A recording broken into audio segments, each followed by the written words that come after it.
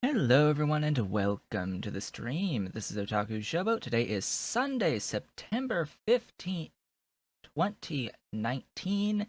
If you're watching the VOD on YouTube, please be sure to comment, like, subscribe, hit the notification bell, and if you are so inclined, head on over to twitch.tv/OtakuShowboat to give a follow, and turn on the notifications to be reminded when I go live Sundays, Tuesdays, and Thursdays from 10 a.m. to approximately 1 p.m. US Eastern Time. You can also follow me on Twitter at Otaku Showboat and visit my website at otakushowboat.com. You can help support Pyanodon at patreon.com/Pyanodon and myself at patreon.com/Otaku Showboat.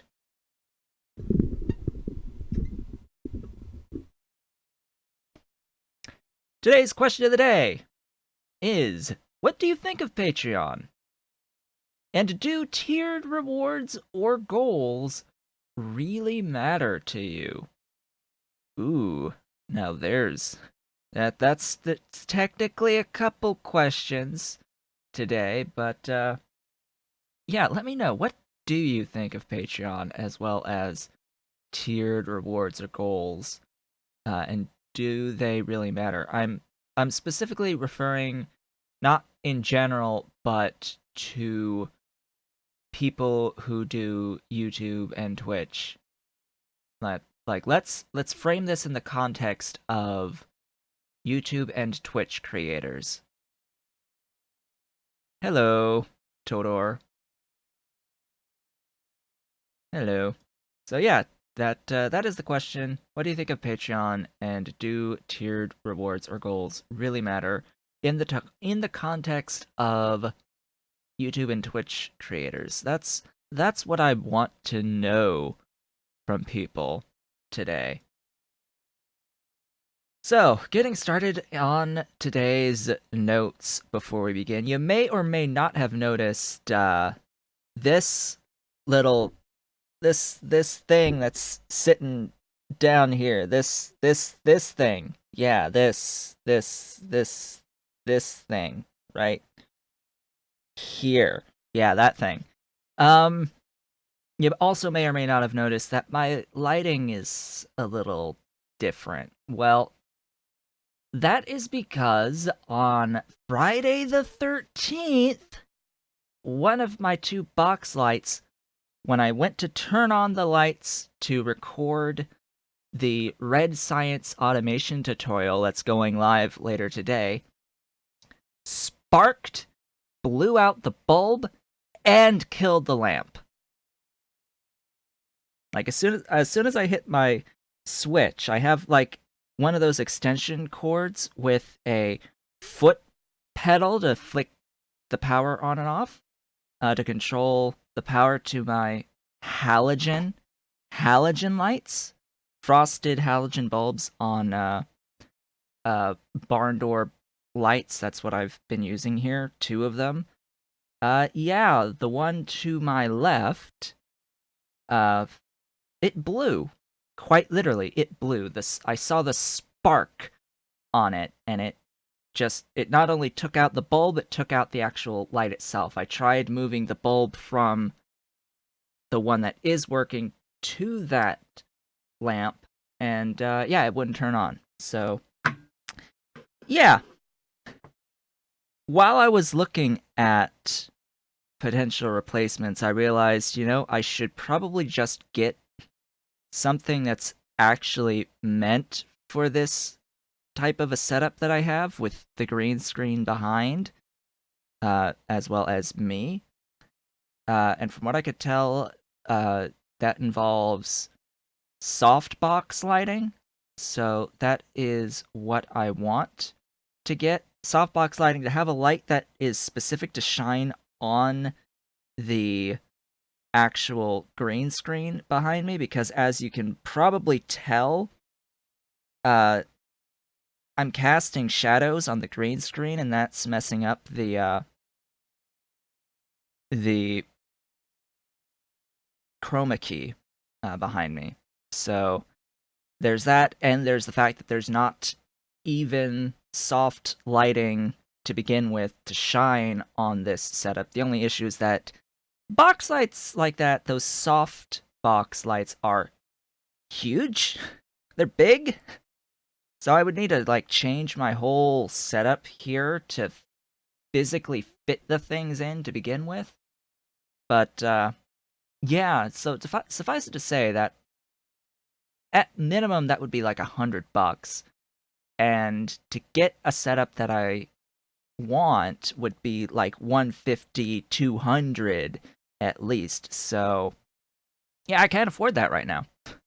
And I probably won't be able to afford that for several months to improve slash fix the lighting so that I can get this green screen to actually be consistently chroma keyed behind me. But until then, I'm going to end up having all these shadows behind me because I'm down to just the one light directly in the center. I had to move the one that's working directly into the center now. So yeah, that's a thing that happened on good old Friday the 13th. Gee. Always gotta be something on Friday the 13th that happens. So yeah, I've put the little bar there. That bar is only going to be on my start screen, my break screen, and this opening monologue. It will not show up for the entirety of the video. So don't worry if you don't like seeing these types of bars. Got you covered. It's not going to show up once we actually get into and start playing the game. It's going to go away, and we won't have to really see it for the whole video. It's just going to be there as this reminder that I'm trying to save up for some better lighting at this point. That's going to be like the next big ticket thing that I'm going to need. So speaking of which, I think at this point, a reminder that the next tutorial is going to be going live later today. It will be the Red Science Automation tutorial. It is a continuation of the pre-science walkthrough tutorial, and it will basically review what I've done between that tutorial and this one, and then discuss what you need to do to set up your initial Red Science automation and executing on that. So that's a relatively short video. It's under 40 minutes long. Short video under 40 minutes long. What else? As for the updates to the Pyanodon suite that have happened between last time and this time, I think, let's see, nickel from tar needs more tar now. 500 units versus 300. That's perfectly okay. I am fine with this. Do I intend to make a red circuit tutorial? Yes. I do intend to do circuit 2s and 3s eventually, and 4s / intelligent units. But yeah, if it's a chain that exists, it's on the list of tutorials to do. Bring coffee. Coffee. Hey, gee. And hello, Pyanodon. So then, after the nickel being slightly nerfed with needing more tar, next lit accumulators have been buffed to now be a bit more effective. And then one that has not been released yet is that the casting machine animation speed is lowered. That's just a cosmetic change. So, I see there's no other real updates currently. So I think it's time to just get into the game. Hello, kitty. You're getting up? You're getting up and leaving me? You're leaving me.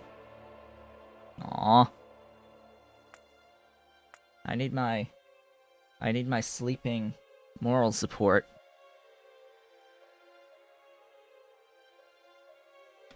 Because that's all he does is sit here and sleep next to me. And is like the thing that I can just reach over and pet at any time I want. Anyway. Let's see. Yeah, I've also done a few things in the tutorial save that's going to be used for Circuit 1s and 2s and a few other things. I've progressed a little bit there. I guess I may as well just start off my streams by previewing this. So, yeah, it's expanded a little bit. It's now like close to 20 hours in. Hasn't done Circuit 1 automation yet. Just for reference, playing on 200% game speed as well. You know, just going out and seeing, oh hey, I've got like a total of 3 chromium patches really far away from me. These are the closest chromium patches that I have on this map. So that's great. Thank you, map, for my nearest chromium patches being this many tiles away, this many chunks.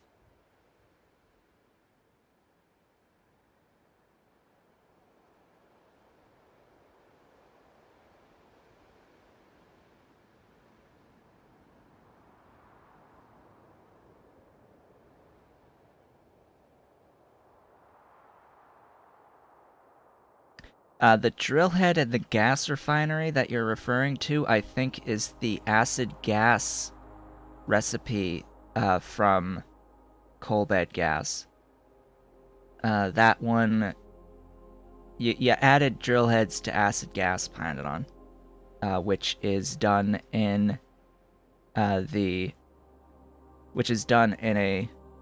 gas refinery.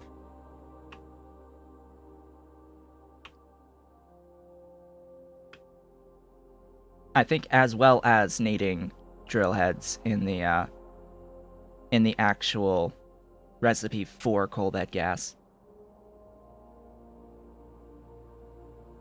Yeah, see, you did this, I think, as a response to me discussing, hey, you can totally get a whole bunch of sulfuric acid by using coal bed gas to get acid gas to get sulfuric acid. So you had added the drill head requirement to the acid gas production from the coal bed gas.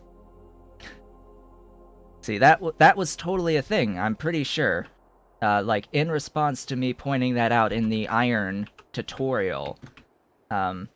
Anyway, so just previewing here what will come, what has changed. I haven't updated the initial processing lines yet. I don't think I intend to before circuits. I have my preview here.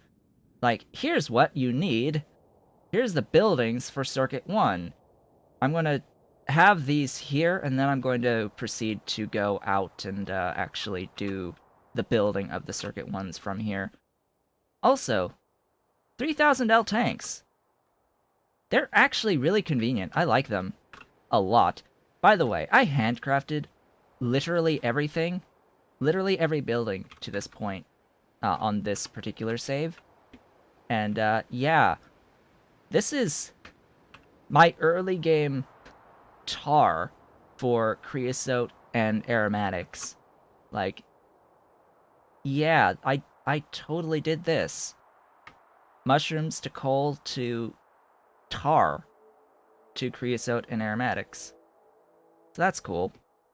Also have expanded my bus, like did some plannings for my bus and my liquid bus, but I'm going to terminate it after Circuit 2s.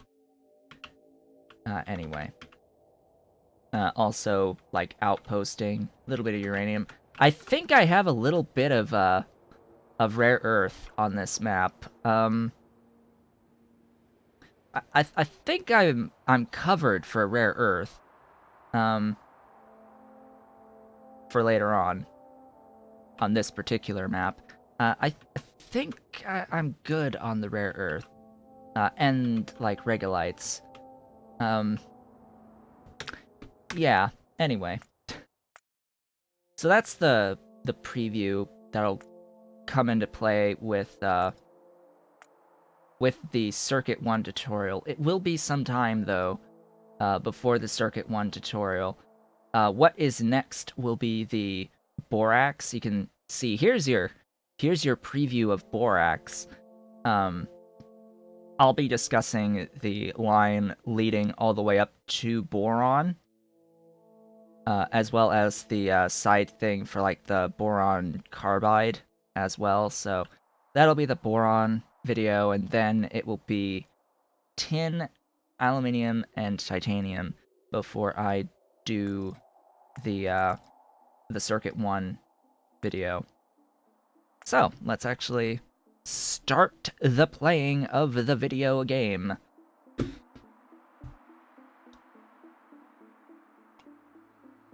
Stream day 77. Oh, I know several people are needing them. That's why I'm making them, because yeah, this is not as easy to wrap one's head around at times, but it is possible to do nonetheless. I personally don't think it's as difficult to get through as many people at first think. So these tutorials will help to break it down to be a bit easier to understand. I think a lot of people get caught up in the overwhelm of just how much there is to do. So breaking it down one step at a time will really help, and getting people focused on, at this phase of the game, these are the specific things that you should be focusing on at this point. Don't worry about anything else besides just getting this done at this point, and you'll be good. Or this series of things done at this point. Of course, I have no idea how I'm going to actually handle, you know, this transitionary phase post Circuit 2s. Like, I'm pretty clear on guiding folks through Circuit 2s. Like, that much I think I can currently handle, just guiding through Circuit 2s. But after Circuit 2s, and once you get your blue science at Circuit 2s, the amount of stuff, just the sheer amount of stuff that's unlocked that you're capable of doing after that is just gigantic. It's huge. It's huge. Like, there's so much stuff that is now available to you at Blue Science, and a lot of that is completely optional, and it will be interesting digging through what I want to recommend people to do prior to actually setting up Purple Science and stuff.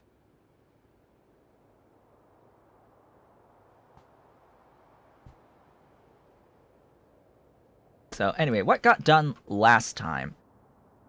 Well, last time I was setting up ground boring of iron.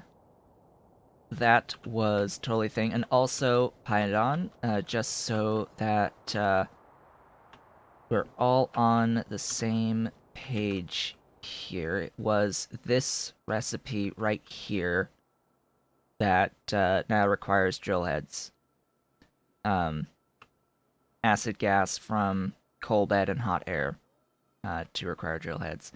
So you said that that's fixed now, so apparently now this will not require the drill heads.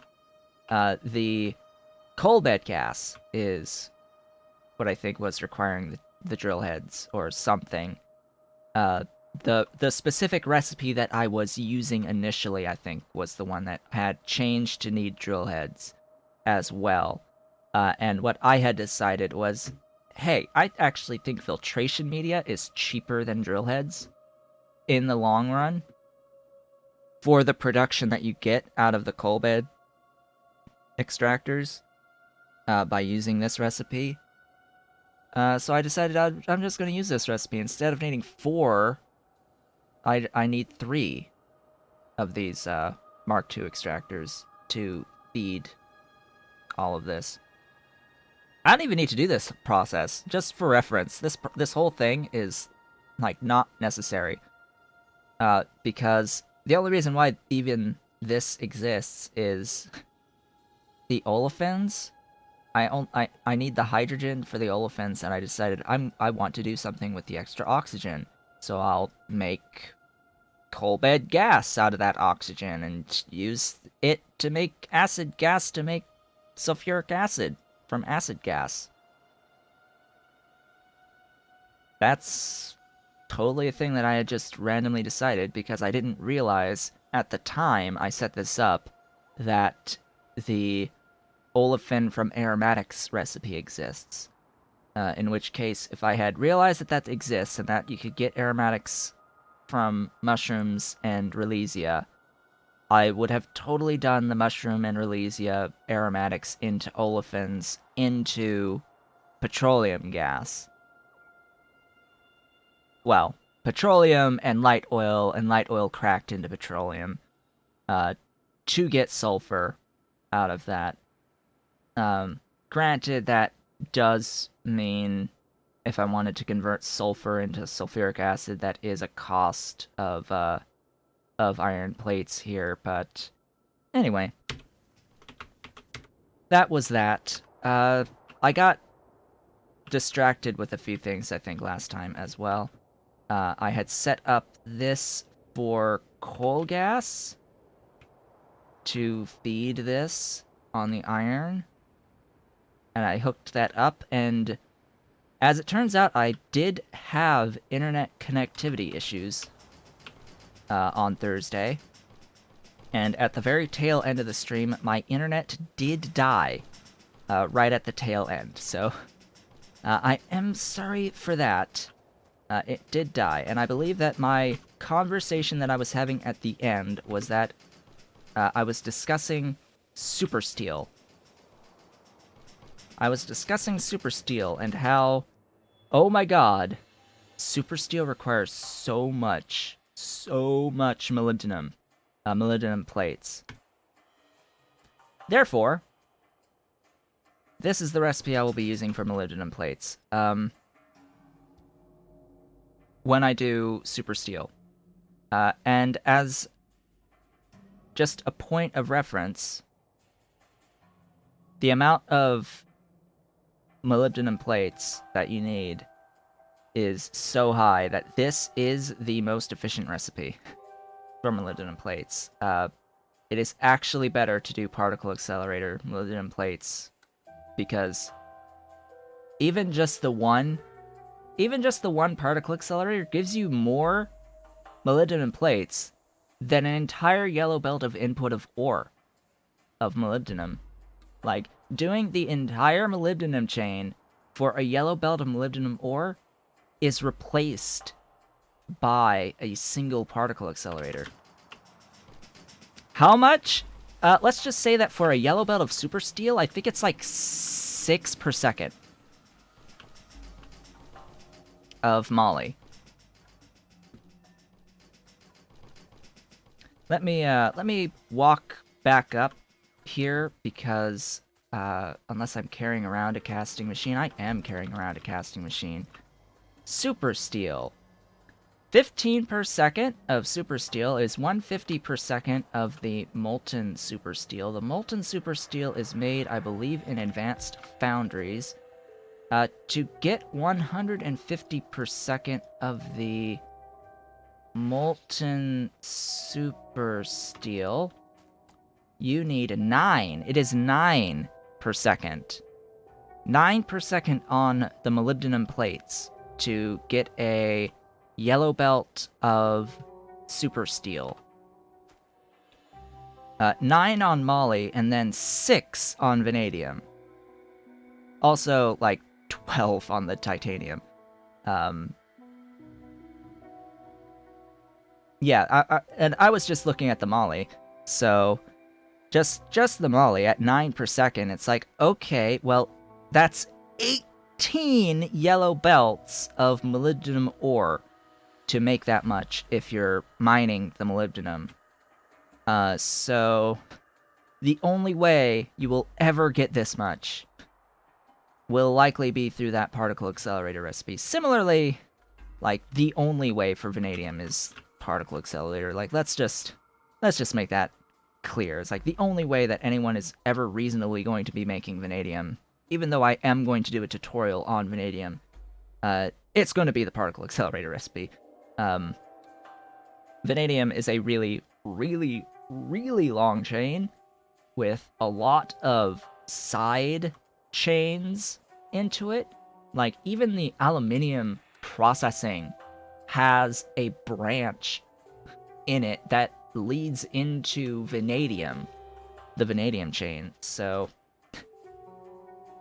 that's just a lot of complexity that I think most people just bypass anyway. But molybdenum, the amount that you get via ore processing is in no way comparable to the amount that you will need when you get to super steel. And you're going to need a lot of super steel in order to upgrade your machines past Mark II.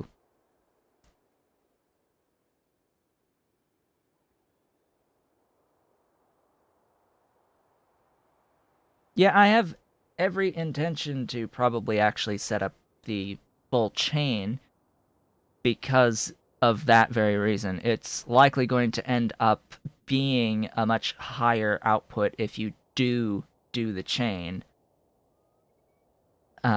You just have to do the chain rather than spend the power and space for the power. I think some people think, oh, hey, power, that's fine, but forget that power is also space. You can make it compactly for power, but that's still space you have to consider that you're using for that specific particle accelerator purpose. So yeah, probably need to tone down a little bit, either buff the moly or reduce the amount of moly of the rare, like the stuff that's supposed to be rare in here for the super steel. Either way, I'm probably not going to really set up the super steel until after I set up a titanium boring setup.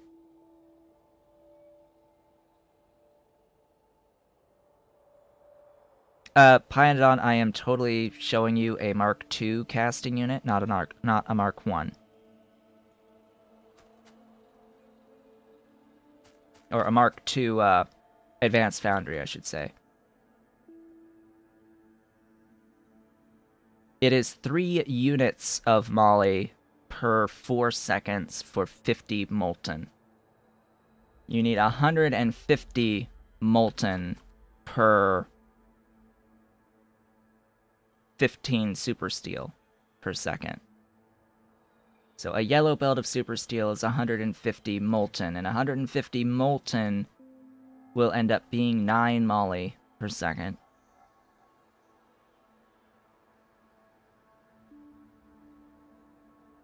Yeah, moly is 3 per 4 seconds per 50 molten. So 3/4 by 3.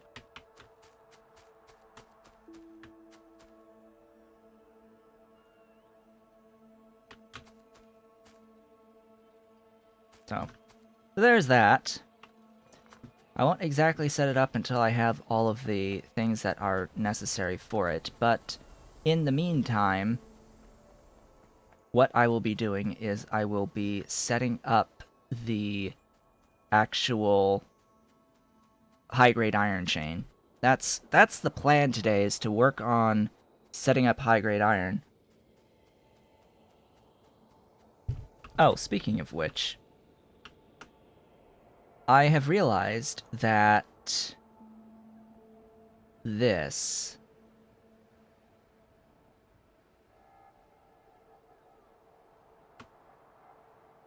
you. How many do I have here? 1, 2, 3, 4, 5, 6.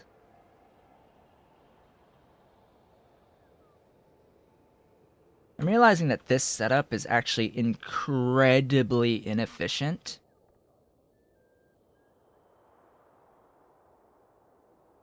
And the reason this is incredibly inefficient is that I think this is only actually consuming 3 of the yellow belts of coal.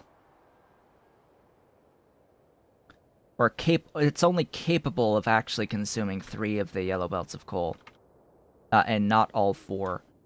Because in the end, the output is 4 yellow belts of coke from here. I'm pretty sure the total is 4 yellow belts. And doing this process should only need about 3 in. It's not using all 4. So just something I wanted to make note of is that's not actually fully efficient out there. Apparently, I need more drilling fluid 1. Gee, I wonder why I need more drilling fluid 1. You buffed it. Okay, let's actually do a save here and have a look at what the new numbers are, if it's gone through yet. Alright, they've gone through. Let's update these.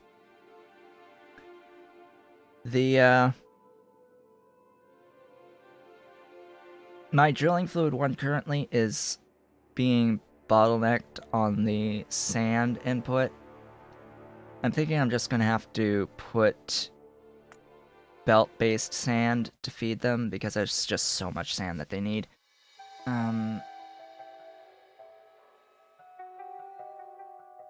That's gonna need some arrangement, potentially. So that's Pyraw ores and the other one updated.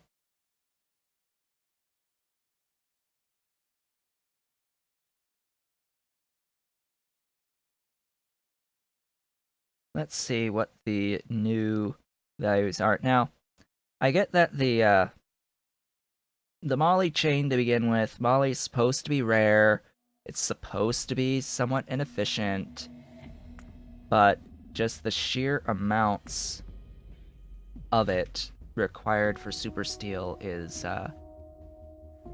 depressing. I think that's the word I would like to use for this situation. 9 per second is a little depressing. How do I want to look this up? What actually casts my moly? For the record, while I am making molybdenum, I technically don't actually have the plates on my network right now. I technically don't have the plates on my network right now. That is an electrolyzer. Okay. So the moly plates...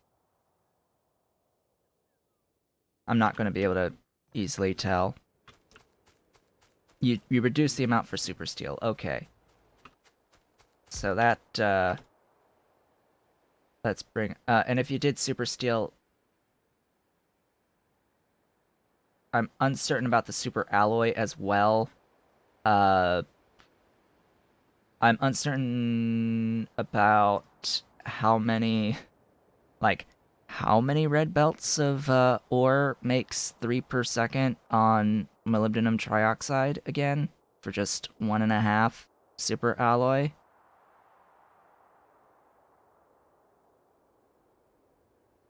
I'm uncertain because either way, I would be wanting to... If you're gonna want to target 15 per second on the super alloy to be in line with your super steel, that's like, hello vanadium, hello molybdenum trioxide, like, hi chromium, like, hello things. 150 nickel. Okay, well, at least nickel and nextlit are completely free. But anyway, you making stupid tabs here. You making that 3. Okay, that's significantly more bearable. Significantly more bearable.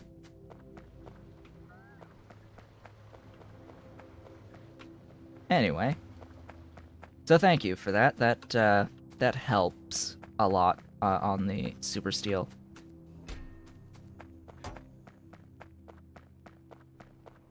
Not everyone is going to target a yellow belt of super steel. I think. I don't think many are going to actually target that many per second of the super steel, but it was still very high even on just the basic, like, one machine setups. Realistically, at this point, you do have access to Mark II stuff, so I think it was pretty high even for a single Mark II foundry, making 37.5, I think, of the molten at a time. You. No, not that. That. What was it again for 1? Yeah, 37.5 per second for 1. Oh, my memory at times. Sometimes it's great, other times I wonder. Let's see. I wanted to probably get the sand set up for here, because that is what these are choking on. Absolutely choking on. The issue is I just don't have the buildings all set right now for this. I simply don't have all the buildings yet. So I'm just going to ignore it. Yeah, let's just ignore the problem.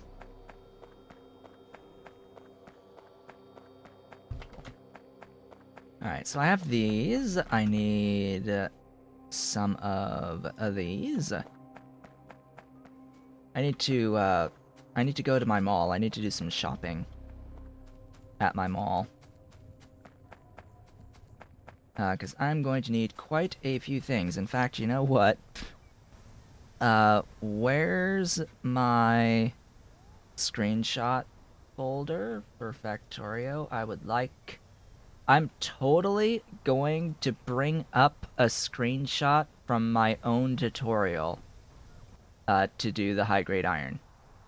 Because that's just how things are gonna go. Please tell me I have... Yes, I do. Yeah, I've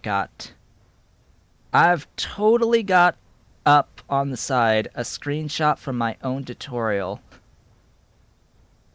of my text plates thing that lists all the buildings that you need to go through the entire chain.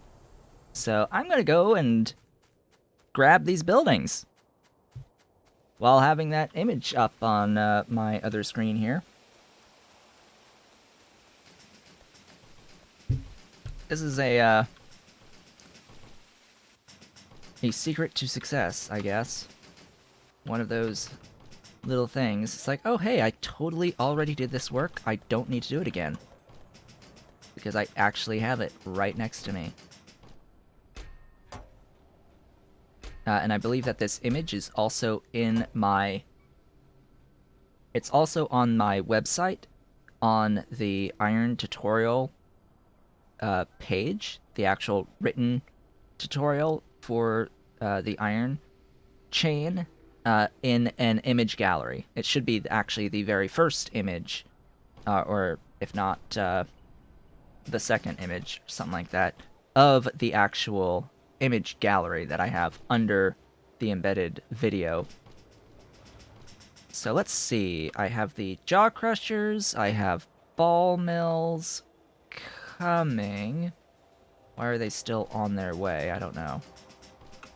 I do not know why they are still just on the way. Yeah, make all of these, please. And make all of those, please. I have plans. I have some plans. Oh, those are not automated screeners. Those are kickout plantations, not automated screeners. Moving on. Let's see. Let's make our way from here over. These are FTS reactors. I don't need those. These are solid seps. Don't need these on this chain. Don't need... I will need methanol reactors. That's the one thing about my list here, is that while I am listing what I need for the actual chain, I'm not listing what I need for the outside inputs. So that's going to be a thing as well, because this will need petroleum sulfonates.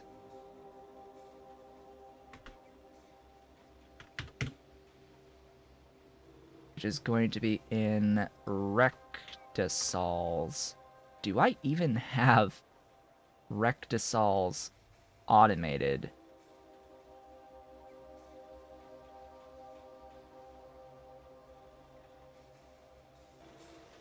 Rectisol.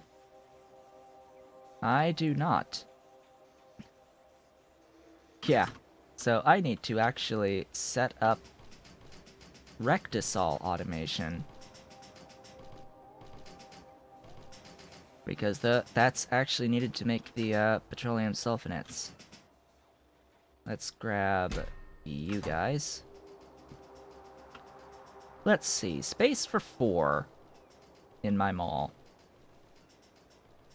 Oh yeah, one other thing that I did last time as well that I have not mentioned yet is I have my Mark II construction robots now being made. I guess I'll do this. Grab that.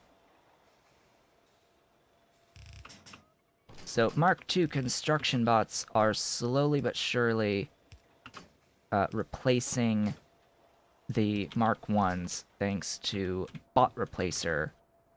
The Bot Replacer mod. Or Bot Recaller, shall we say. Bot Recaller chest. This mod, it's pretty much just a requester chest. It'll pull in the bot that you request from your network. And that's all it does. That's all it needs to do.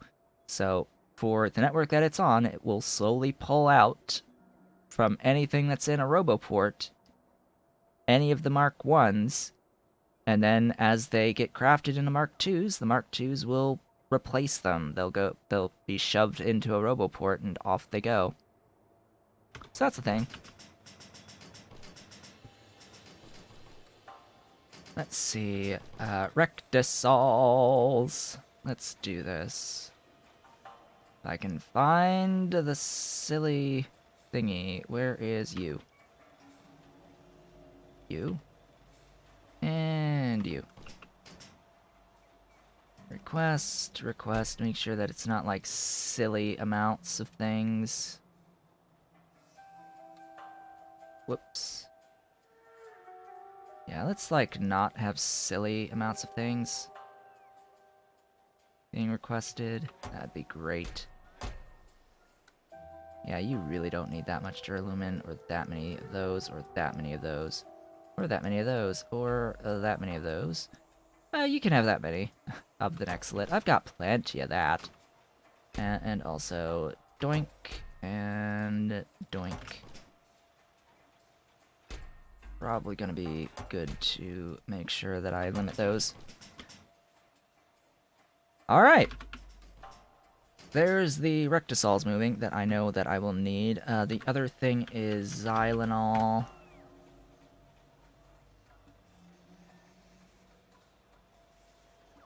Ah, yes, right.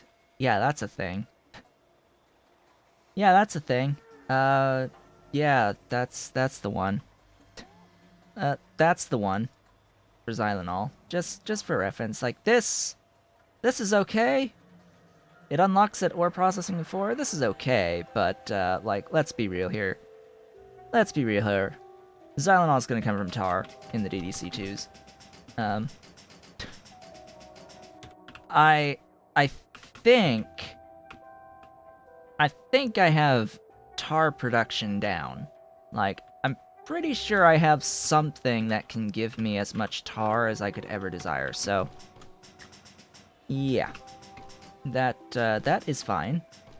I am perfectly okay with that as a thing existing. Regardless of how much tar it actually uses, I will be okay with it. Let's see, I wanted next... let's see, xylenol, organic solvent. Ah, I now have a reason to scale my organic solvent. Filters. Yes, filters is what I'm going to need. I'm going to need filters. And I'm going to need mushrooms and relesia. And let's see, filters and olefin plants. Because this recipe. Filters, olefin plants, and gasifiers. So let's see here. Where are my filters? I suppose I could just, like, request, right? Filters. I know my olefin plants are out in this general direction. Is it you? No, that's fluid separators. You are olefin plants. I'm not gonna have enough inventory space for all these things. Yeah, about that.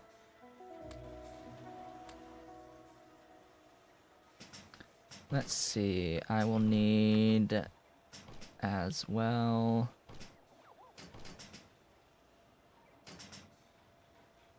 Yeah, I'm gonna need these. Yes, please. I'm going to need centrifugals? Centrifuge! Do I need the old centrifuge? I think so. Where's my thingy? Centrifugal. Yes, I will need centrifugal.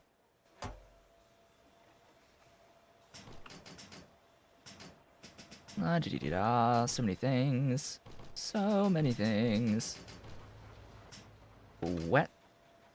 Do I need wet scrubbers? No, not for this chain. I need leaching stations.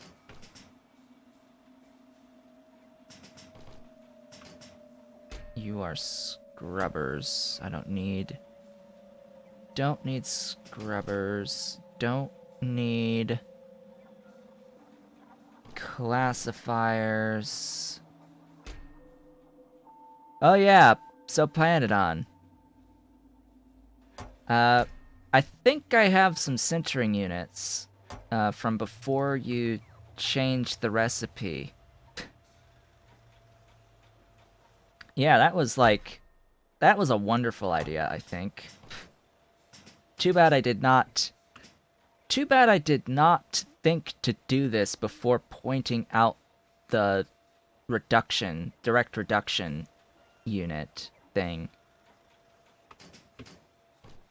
Because I totally set this up knowing that you were going to change it when I pointed out, hey, this requires really low tier stuff. Yes, you cheat.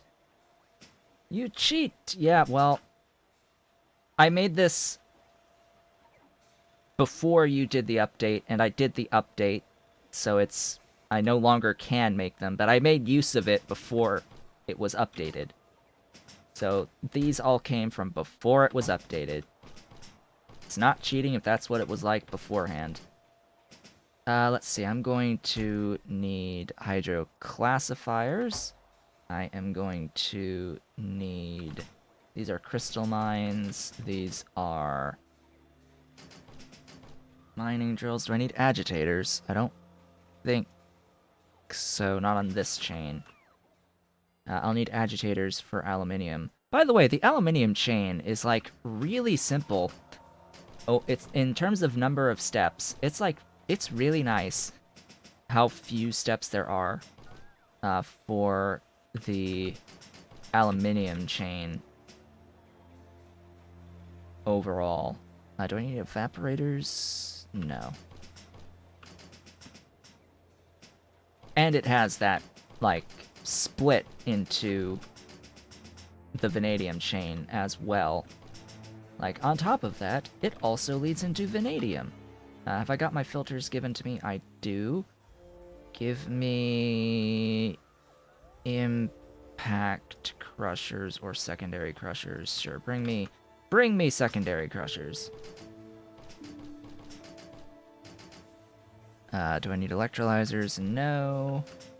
I will want... Oh, hey, I totes don't have any DDC2s. Gee, I wonder why. Gee, I wonder why.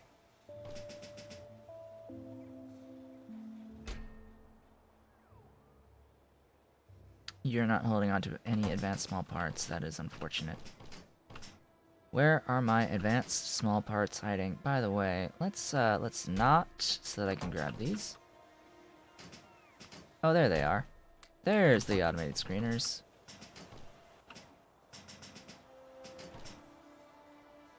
What are you, washers?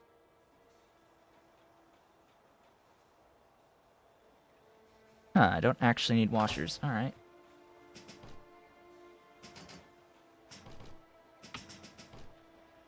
Inventory's getting a little bit filled. Am I making 3,000 L tanks? The 3,000 L tanks are actually pretty convenient. No, I am not making 3,000 L tanks. Let us fix this error in judgment. Like, 3,000 L tanks. These things are pretty nice. Because they're a 2x2 tank. With inputs that are right next to each other. These things are like inline tanks. That's the best way I can put this. They are pretty equivalent. I would say they are actually equivalent to the inline tanks from a Bob's Angels game. So I like these, and I've seen these being used by infantrymen as well in various blueprints and stuff on the Discord. It's like, oh yeah, those look convenient. What are they? Like, oh, they are the 3,000 L tanks. They do need both duralumin and lead though, which is a delay to get to in the early game, but it's very reasonable, I think. They are pretty handy. Let's see, I have those. I'm pretty sure I already grabbed these. No, I didn't. I need impact crushers. Glorious impact crushers. Where are my hydro cyclones? Hydrocyclones, bring me them. I need even more space. Let's clean out some of these things. Just a few of these things. Here, take FB reactors. Why am I carrying those around? I don't even know. Do I even really need to carry around these blueprints? Probably not.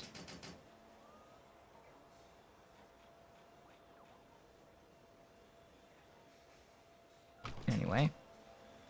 Yes, thank you for stuff. Let's see, what else do I need? I have the jaw crushers, the screeners, the secondary crushers, the impact crushers, the ball mills, the hydro classifiers soon, and the hydrocyclones. Actually, you know what? I don't need the hydrocyclone. No, I don't need the hydrocyclone. I need the jig. I should be making jigs. Because I'm totally doing the high grade chain. Oh yeah, and Pyanodon, I was actually having a conversation with Infantryman for Life, and he was wondering if actually that the split in the chain for iron, the pulp 1, whether or not it was actually better to switch over to the pulp 1 into iron concentrate or to stick with the unslimed iron. When I did my tutorial, I assumed that the pulp 1 into iron concentrate leading into pulp 7 was more efficient, but he said he was going to do the math to actually check that, because it may or may not actually be more efficient to do pulp 1 to unslimed and cascade down that chain to 7 rather than go into concentrate into 7. How's the bot replacing going? I mean, it's going. It should be fully automated right now. It should be just doing. Well, that's what we were wondering, Pyanodon, is if the pulp 1 to unslimed ultimately gives you more pulp 7 than the iron concentrate line. Pulp 1 to concentrate to 7. Infantryman said he was going to do the math on that just to check, but because it should be better to switch from pulp 1 to unslimed to pulp 1 to concentrate when you get access to the high grade line. That should be more efficient, but we just need to double check whether or not it actually is. Because that's what I assumed in my tutorial, was that going into the iron concentrate was an improvement. Well, anyway. Let's see, I've got the hydroclassifiers, I've got the centrifugal pans, I've got the leaching. I don't have the leaching. Leaching stations. What is that icon there? So bring me the leaching stations, please, as I continue going down my list. I've got flotation cells, I've got filters, and that's it. That's it for the actual line. That'll be all that I need for that. There's also...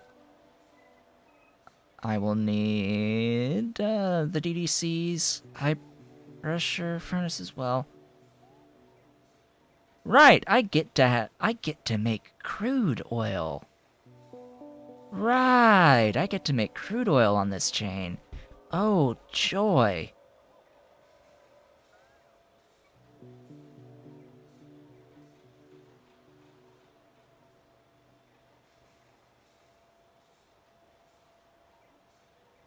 Yeah, I get to do this. So this will need a I actually do need to go over to the FTS reactors and pick those up.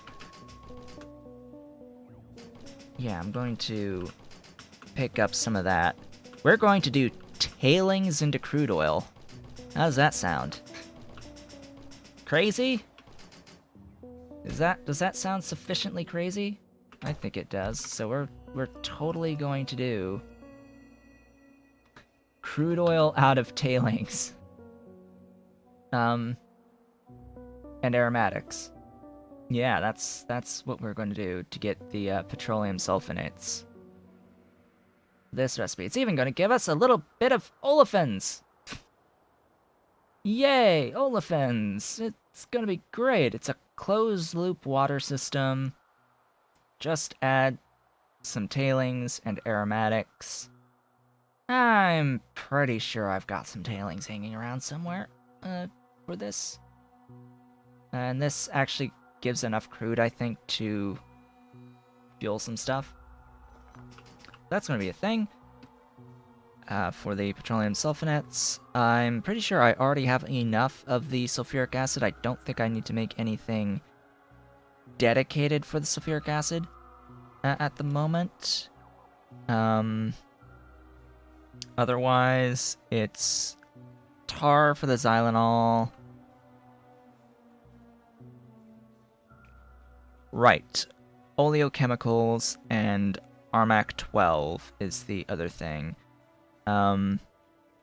Which oleochemicals is going to take some lard and nichrome. Also in these guys. So I'm going to need a few of these guys. Oleochemicals only have one recipe in existence. Only one way to get the oleochemicals, and that is from the nichrome lard and water closed-loop water system, giving you oleochemicals and glycerol. That is the only way. And then oleochemicals are an ingredient for Armac 12, which is involved in the iron and nexalate lines. And I'm going to need mixers. Oh gosh, I probably don't have many of those handy. I will go ahead and request them though. Oh, I actually do. I have plenty. Good. So that's the machines. I'm gonna probably need more mushrooms. As a point of reference, I'm probably gonna need some more mushrooms. Yeah.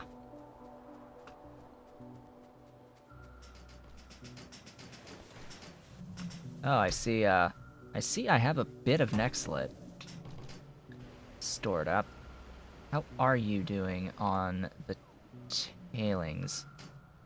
You are voiding tailings.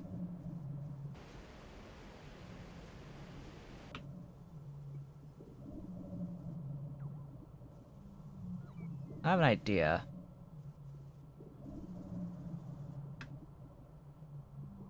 We are all in trouble. I have an idea. You're going to, move slightly.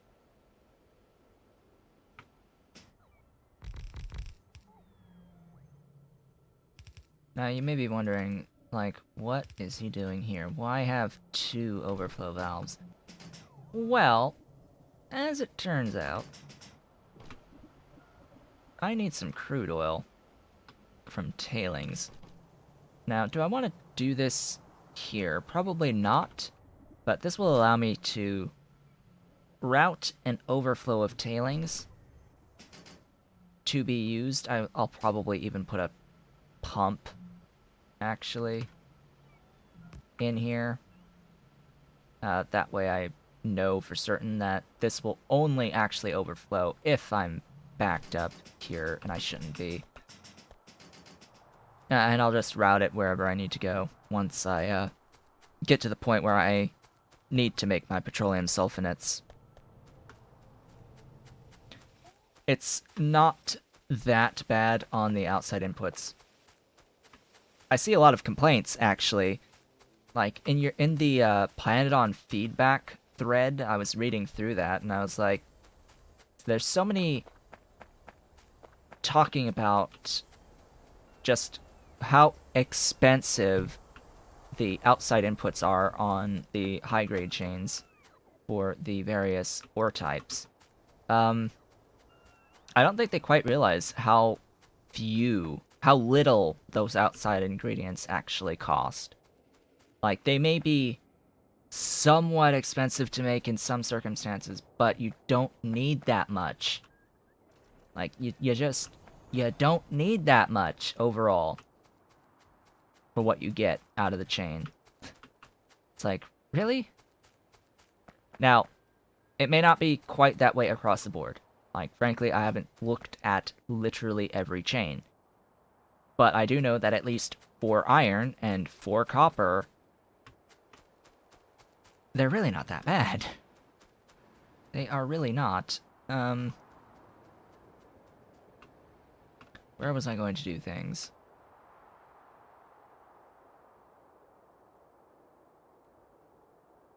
I was probably going to use this for doing direct feeding of sand into my drilling fluid one, so... and, like, probably all of the neighboring blocks as well as part of that. So I think my actual iron processing is going to exist up here. And I'm thinking I'm going to place 2x2s in here as well. Let's go start setting up this iron. Now, I will also be sure to set this up with 4 yellow belts in mind. 4 yellow belts of processing of ore in mind, even though it's not actually operating at that level at this point in time. You need power. Have some power. Give me even more coal gas that I don't need. I might actually end up converting this half to tar, because I'm gonna need tar for xylenol, and these are quite conveniently already set up, and requires very little change to actually make into exclusively tar. So step 1 here is jaw crushers.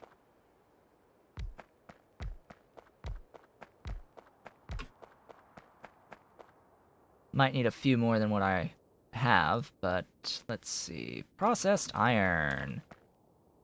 Remember, I am targeting... Hey, I am targeting 4 yellow belts of iron, which is 60, so I need apparently 12 of these. That's half. Let's just get all of the logistics set here.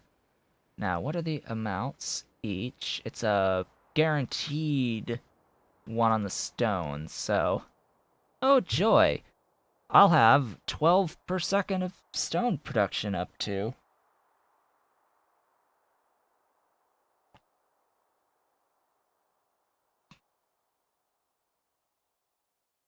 That's tempting, actually, to use that as supplemental stone wool, but...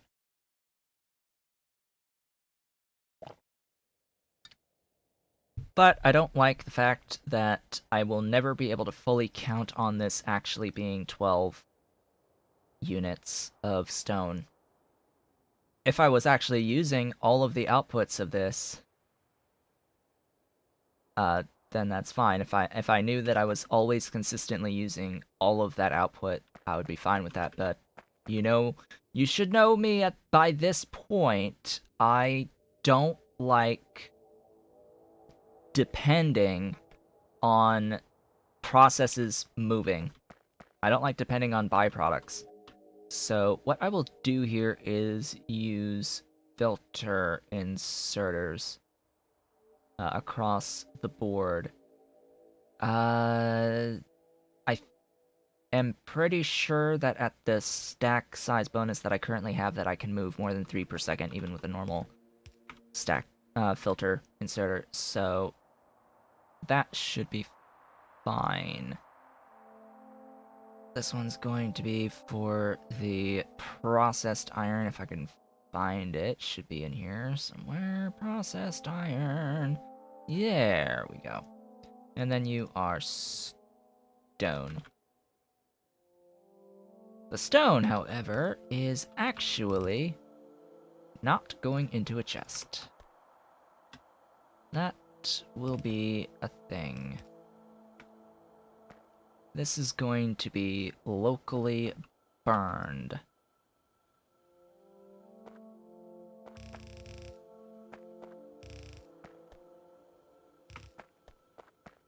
And I'm using red belts for this very specifically because this is going to end up being 12 per second. And one red belt lane is 15, so this should work just fine without having to do any lane balancing or anything like that. And then I need the requester chests.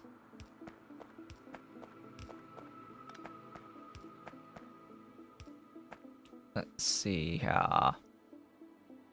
And each of these is going to be 5 per second. That's probably going to deserve the stack inserters. Note that I'm not using any modules for these. I might consider doing the efficiency modules, but you cannot do productivity in ore chains. I could do speed, but it's just gonna mess up the number of machines that I need. It's not going to ultimately matter so much. Oh, this is convenient. I can just do this. Hook that up there. Oh, you were not placed correctly. You go there. And double it! Let's play the double it game.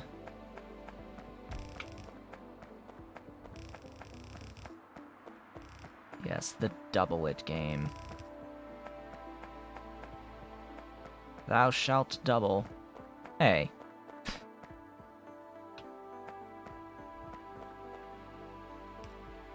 Whoops, I totally wanted to do the actual balancing here. That's not how you do that.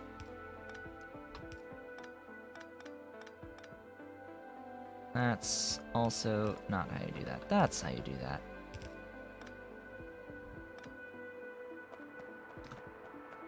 Let's see, and from here, I know I have a oh, I have that blueprint. Yeah, that blueprint can die. I have...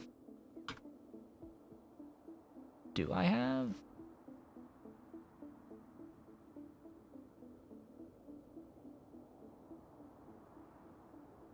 Oh yeah, that's totally a thing.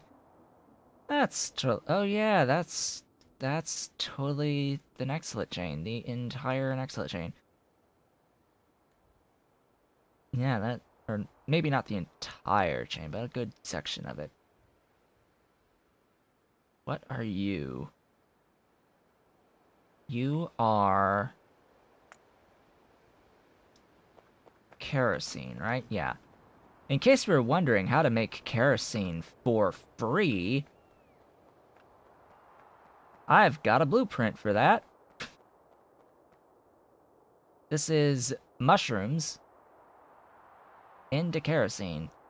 Granted, it doesn't deal with the coke that gets produced or the iron oxide that gets produced out of this in any way, shape, or form, or like the byproduct iron and copper ore that gets produced out of this. But yeah, you can totally make kerosene for free. Actually, for the most part, this is...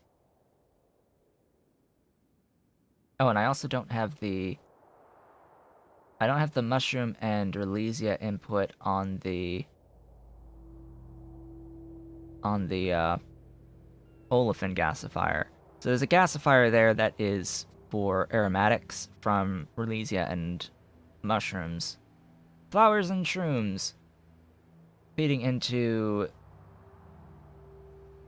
the crude oil that's getting cracked into heavy, that's getting converted into kerosene here. But theoretically, outside of the cracking, this could be just fine as well, just to do oil, because I'm basically going to be doing the same exact thing to get oil, effectively, to get crude oil. Let's see here. Let me do some requesting on the requester chests, set all of them up.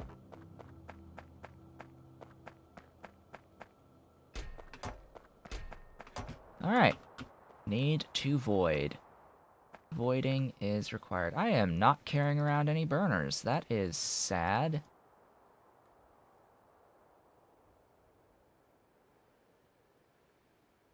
Hey game, give me my burners. I know I have burners. Bring me them all. By the way, how many of my Logibots? Oh, they're all in use again. Every single one of my Logibots is in use again.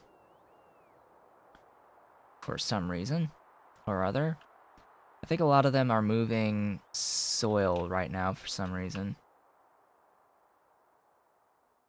Yeah, a lot of these guys... Oh, they're moving coal. That's what they're moving. Right. A lot are busy with moving coal. Yeah, I think I have a few that are moving around stuff for coal. I think I need a bit of coal for the various things. I think at this point I just need more bots. Just, you know, more bots are required, and it looks like a few charging stations. More charging stations around the place. Anywhere else that they're, like, congregating? Yeah, right here. There's a lot that are spreading out. Looks like going to a couple of locations further away. Some things require soil, and they're just taking soil from there. Oh, hey, it's stone. I think the process is moving. Anyway, have you brought me my burners yet? Yes, you've brought me some non-zero burners. Now, each of these burns, I forget how much, actually.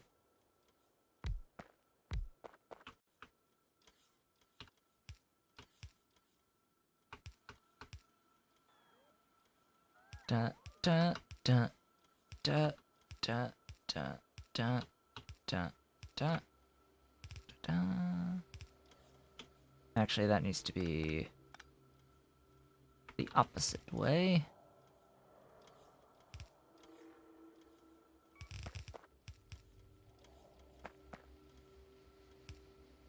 Yep, that is that. Get you, get Coke.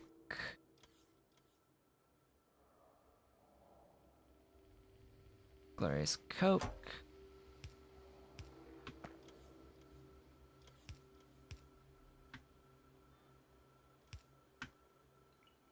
Copy. Paste. 2, 4, 6, 8, 12. That should be more than enough to void the stone.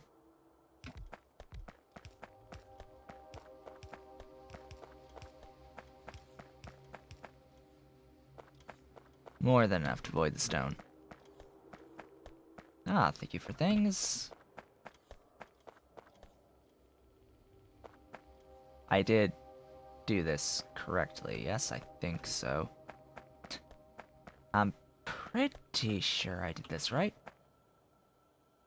This actually doesn't need to be red belt.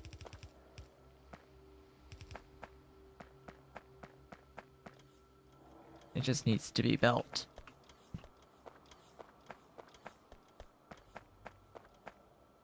I think my red belt is being limited by my production of the advanced small parts at this point. Alright, so that is step 1. Hey, it's been almost half the stream. We've done 1 step in the iron processing chain. Oh joy, oh bliss. That's just how things go at times. We've done 1 whole step. Next is automated screeners. By the way, let's actually do the math here. So this is 12 making 36. Okay, automated screeners to do 36.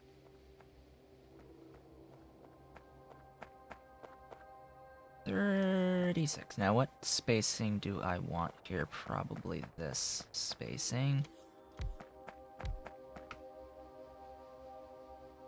Going into that stuff. Yes, that stuff. 36, huh? 9.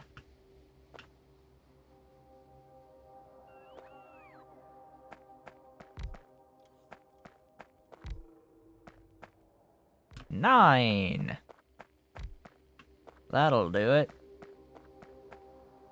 Now, it's only 9 because Pyanodon actually has buffed the automated screeners relatively recently.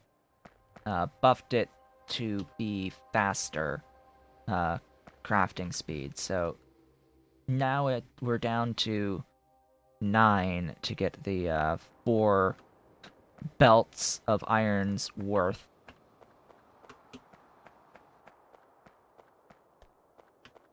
All done and sorted. This is 9, right? Yes, this is 9.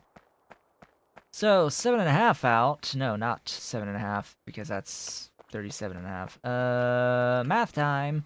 36. Let's see, so 7.5 over 37.5 times 36. 7.2.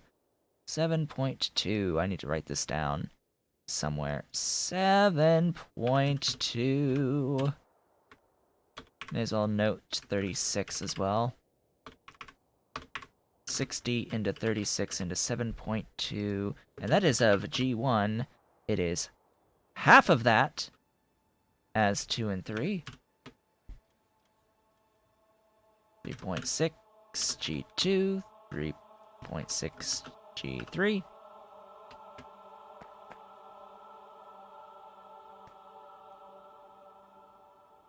Filter inserters again? I think so. Oh, joy, things moving. Yes, filter inserters again. I will go ahead and make sure that I am always requesting these for now. Because I will actually need 3 here.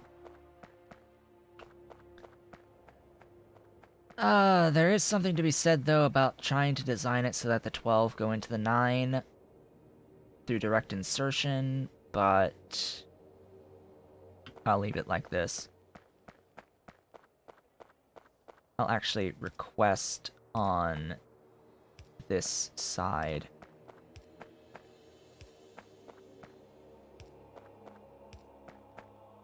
You know what? I will not only request on this side, but I will shove things out on this side.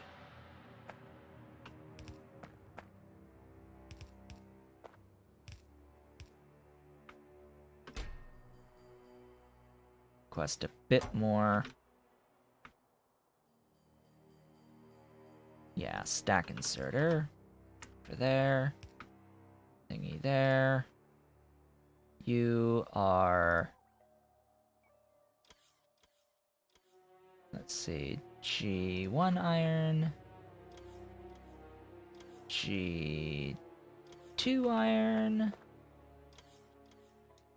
and eventually I'll have my filter inserters sent to me, and things will be great. Ah, there we go. Filter inserters! Glorious filter inserters. Oh yes, I wanted to note that as for affiliate status, my progress towards Twitch affiliate status, just looking at the numbers, I think it should get above 3 average views, if not by the end of this week, but definitely by the end of next week. There's going to be several days here that are going to go away past 30 days that were under 3. And, ideally, they're replaced with ones that are 3 or higher going forward with these streams. My streams lately have generally been at 3 or higher, so, which is fantastic. Thank you so much for that. So yeah, the affiliate status should be here soon. I have the follows for it, and I have the activity time, the days streamed, hours streamed, all that good stuff. It's just the average views. And I am not doing, like, lurk for lurk and stuff like that. That's honestly pointless to do. There is no good reason to ever do that. There's no reason to cheat it. I'd rather have people that are around and active than people who just mute the tab on Chrome and sit there doing absolutely nothing for the stream besides being a stat to cheese your way into getting monetization on your streams. That's not how I'm doing this. That's not how I will ever do this. So grade 1, grade 2, grade 3, copy, paste, paste, paste, paste. So yeah, that will be happening relatively shortly. I am glad. I am very happy. Considering I started this... Ooh, that's actually convenient spacing. I think I will stick with that. Considering I started back to streaming at the end of April, I think this has been pretty good, this progression.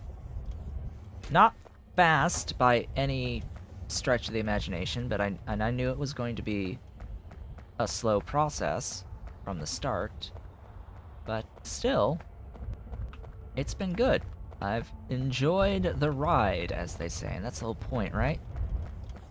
It's all about enjoying the journey. Alright, so those are moving. That's step 2. Step 3, secondary crushers for the G3 processing.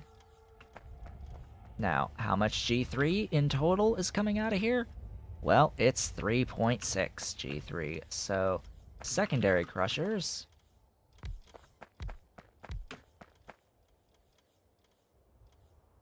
G3 into G2. I need to process 3.6, so 8.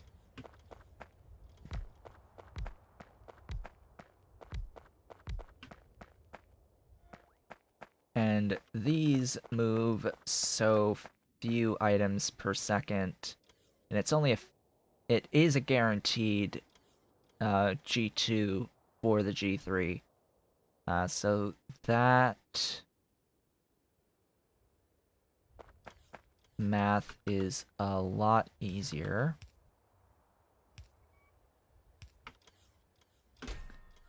Let us make sure that I am always requesting a lot more.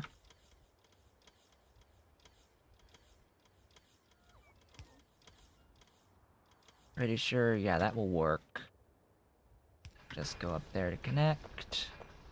Ah, yes, and then we're going to get the noises. The noises of the secondary crushers. The bang, bang, bang, bang, bang.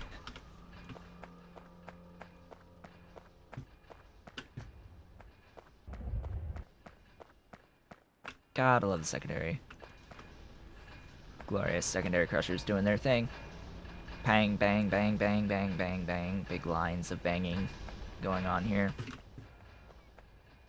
Next up, well, next up is the math again. So this is 3.6G3 into 3.6G2. So do bear that in mind. This is a 1-to-1 conversion.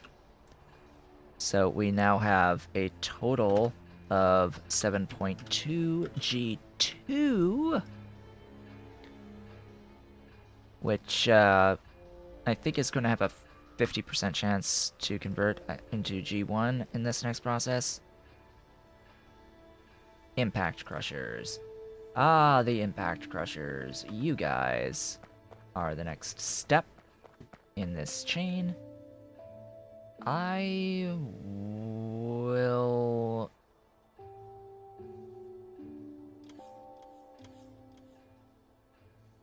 have you there. How... These are one tile smaller. I will have you there. This is 3. Yeah, that is a gap of 3, which is fine. Okay, making G1 out of G2 at... Oh, it's a guarantee.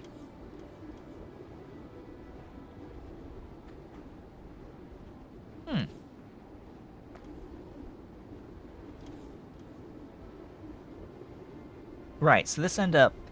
What this does is this doubles your G1, in effect. So 4 of these can apparently do 8 per second, so I think I'll only need 4 of these for this. My Mark IIs. Bear that in mind that I am using Mark IIs wherever I can for all of this, and I do get gravel that will need to go into active provider chests. So I will have an active provider, passive provider, and requester chest here. And just for reference, yes, there is enough power here. I will definitely use filter inserters. Yep, that's just fine. And have a single request like that. This will, of course, be our G1, and this will be our Oh, that's not gravel. This is gravel. And then just copy, paste, paste, and paste. There we go. That, as they say, is that. Just do a big ol' request on G2 here.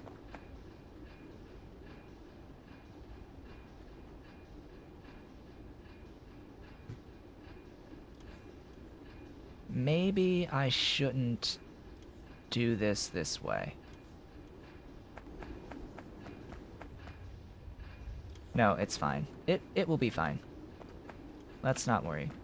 This is fine. There's going to be some other chain processes where something similar to this is going to happen, but it is going to be a little bit more complicated. I'm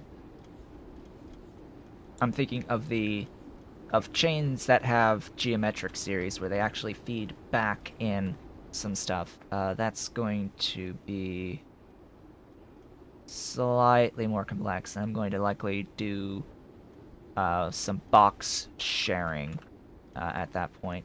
But anyway, there's the G1 from G2 out of these 4. This is going to mean that I effectively have 14.4 G1 that now needs to be processed in a set of ball mills. So, bring out the ball mills now. Ball mills have the exact same footprint as these impact crushers, so I'm just gonna start sticking them right next door. Yes, from G1 into dust. And I need to process 14.1, so I need 12 of these.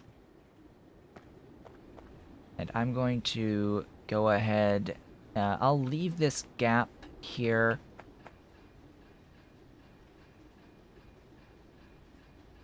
And this is a relatively simple step in the line.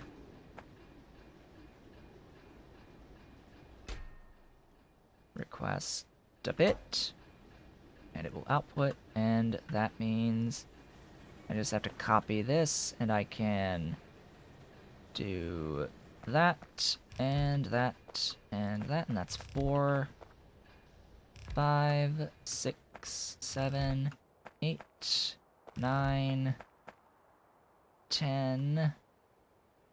Aww. That would have worked out so nicely.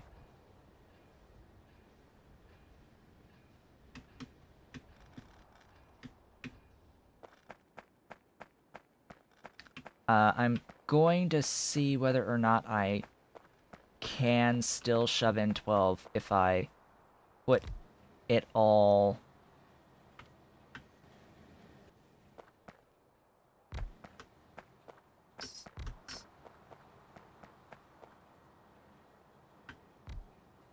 Yeah, so I can't have the space, basically. That's slightly unfortunate. But... oh, great.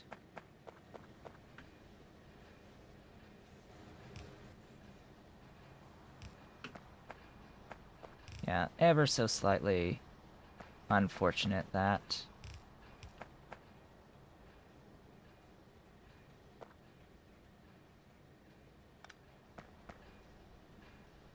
I think the way that these are arranged is for this.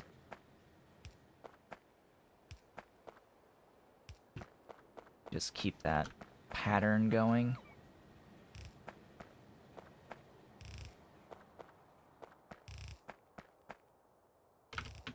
There we go. And let's see, this is a 1-to-1, right? Yeah, this is 1-to-1, so it's 14.4 of dust. Now, here's the thing. I may or may not need one more. I'm just going to point this out now. I may need to, like, stick another one here. Like, or two up in here. Just find a spot and shove them in. Because there is a geometric series that will occur with the high-grade processing chain. As part of the high-grade processing chain, there will be a step that will give you some of... Actually, it's not this step. It's the, it's not this step, actually. It's the next step. It will give you iron ore dust. So the next step that uses the iron ore dust will need to be slightly overbuilt to handle the extra dust that's going to come in when I do the iron pulp 1 into iron concentrate, and then concentrate into dust concentrate and ore dust. Because that's a geometric series. However, that is still to come. The next step is to do things with the iron ore dust, and that involves the good old-fashioned hydro classifier. Our good friend, the hydro classifier. The hydro classifier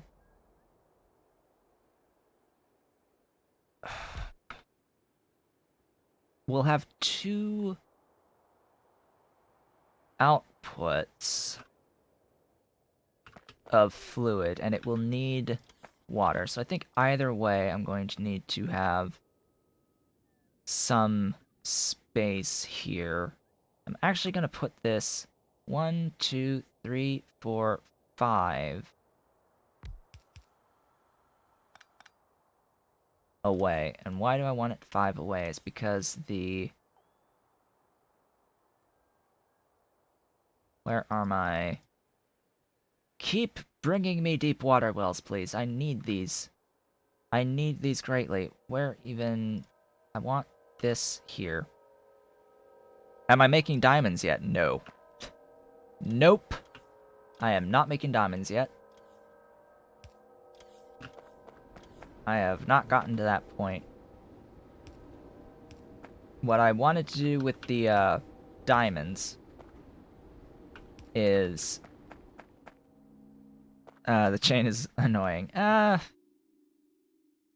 Not as annoying as vanadium, but I understand. I understand. I have it written down. It's a lot of grease. Grease isn't actually as bad as I was thinking, just because, you know, like, yeah, lard at scale exists now on my map, so that's fine. That works. Let's see, how many of these am I going to need? Good question. And how much water am I going to actually need for this? Let's see. So, 14.4 dust? Hey, isn't that convenient? Too bad I need more than that. So 9. Hmm.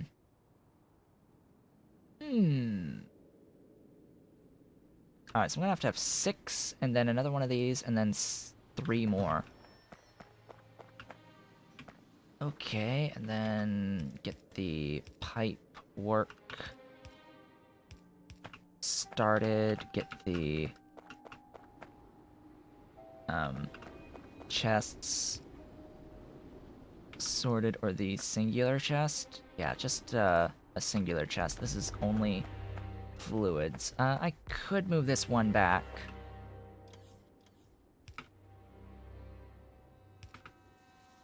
Yeah, I'm gonna move this one tile back. You stole a thing! Hey, there's a Mark II! It's a Constructobot Mark II in here. One of my Mark IIs has come all the way up here. That's awesome. That is awesome. Alright, let me do doink. 3, 4, 5, 6. Oh, this is actually convenient because this is going in my dead spot, which is actually going to push this next one that's still in the dead spot. I can get a Roboport.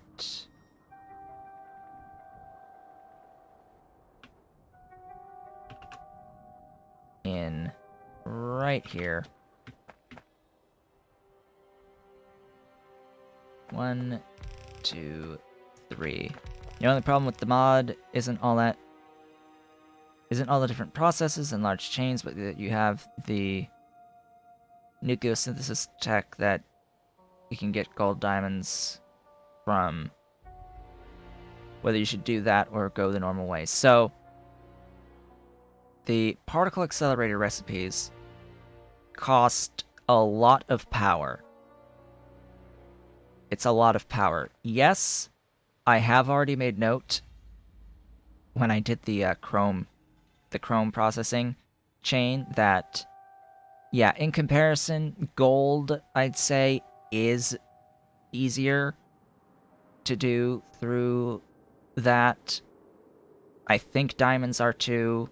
Vanadium simplifies things greatly, but according to Pyanodon, you do get a lot more output by actually doing the chain for vanadium. in comparison. Molybdenum absolutely only ever do through the actual particle accelerator recipe, converting chromium into molybdenum, just because the actual molybdenum chain only gives you half per second for a full yellow belt. That's actually replacing a low output system. The particle accelerator recipes are simply meant to be options. Yeah, that they are simply meant to be options that are available to you, and you pay the price in power. Uh, you can do simplicity at the cost of power, or you can actually go through the full chain and save on power, likely also be able to get more output most of the time. However, the thing about diamonds is that the only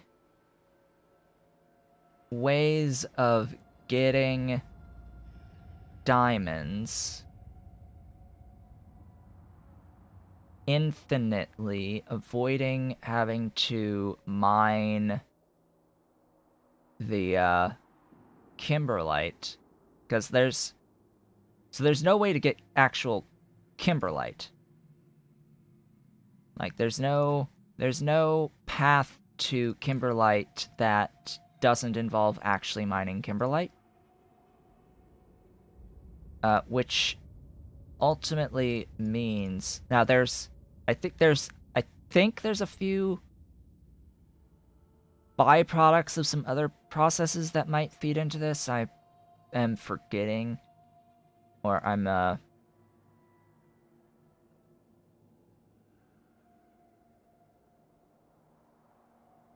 just dialing back here. Just dialing back down this chain to see that kimberlite itself doesn't really have any way of getting it outside of mining from volcanic pipes.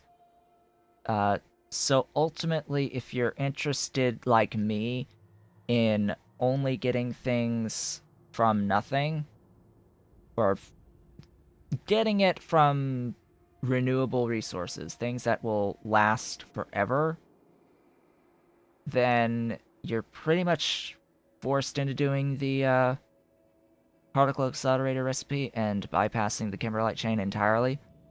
I'll probably still build out the kimberlite chain to have built it out and like compare and contrast and stuff, but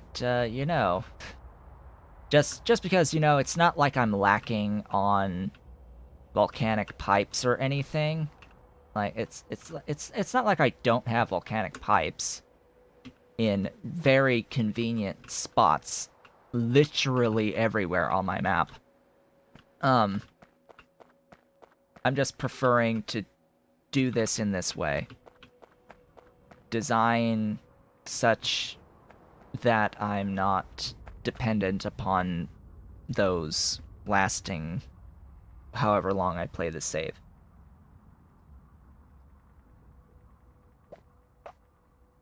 For all I know, I've got nearby nodes that will effectively last 1,000 hours or more, so I mean, at what point of resource density do you say, okay, this is effectively infinite for how long I'm going to be playing this save? So you have to bear that in mind as well. It's like, I could just have a map of resource density that's sufficiently high enough that it's effectively infinite for how long it takes to complete the game or do all the things that you can do.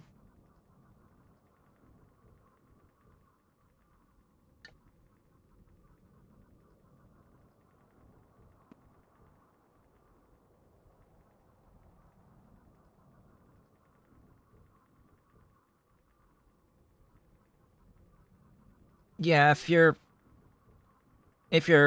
uh just focusing on reaching the end, if all you want to do is reach the end in as short of time as possible, then yeah, going through this effort that I'm currently doing now, it's not required at all. And you can skip a lot of the more annoying ways of getting things, and you can... I would still probably suggest nucleosynthesis on gold and on diamonds and on molybdenum, at least, and vanadium. If only because I think that those processes ultimately save you time versus building out the full chains for them. Actually, just for reference, the particle accelerator recipe for gold is basically the only way that you're going to be able to get gold before production science. That recipe being available before production science enables you to actually set up your circuit 3 production before setting up purple science. Otherwise, you have to wait for purple science to pick up gold processing 1 to get it out of the chrome chain. But gold is available before that. You are converting silver, however, so you do have to have a pretty decent supply of silver. Or you can do a really good supply of copper and do particle accelerator silver from copper, and then use that to silver into gold. So you can do copper to silver to gold. And base your gold production on your ability to make copper, which, granted, you can ground bore copper for lubricant rather than drilling fluid, which, yeah, that's an option. It is an option. I do think that actually doing the high-grade silver is probably a little bit easier than doing that. It saves you the energy from the stuff and the things. Anyway, the next steps... after all of that talking, I definitely want those filter stack inserters, thanks. How much are the outputs here, by the way? It's actually convenient because we've got 14.4 here to look at this. Also, you wouldn't count as infinite.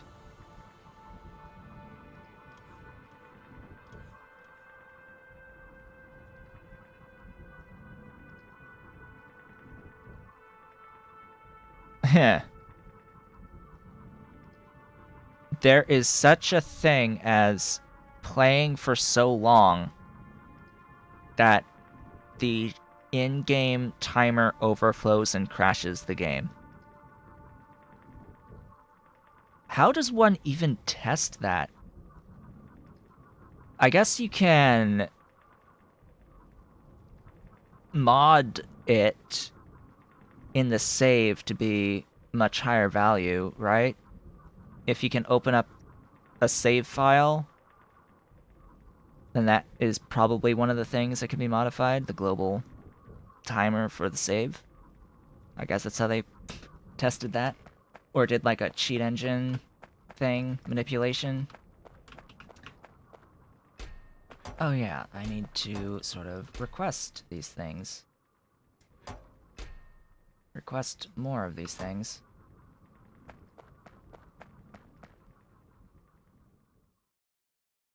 Oh, someone left it running for 4 years. Okay. The practical way. Ah. The actual use case method. Alright. 4 years. Gotcha. Over 4 years. Why? Why would they do that? How would they do that? That has to be like... How are they keeping that updated? Surely there would be something breaking between 4 years ago and now. Like, what version of the game are they running? Even, for that save. I started playing when .17 was available. So, I mean, that's how long I've been doing this. I did this from... When did I buy this game? Like, March? Sometime in March of this year? How long have I played this game? It's 1, 2, 3, 4! I've played it for 1, 2, 3, 4 hours. Hello! Hello from the US.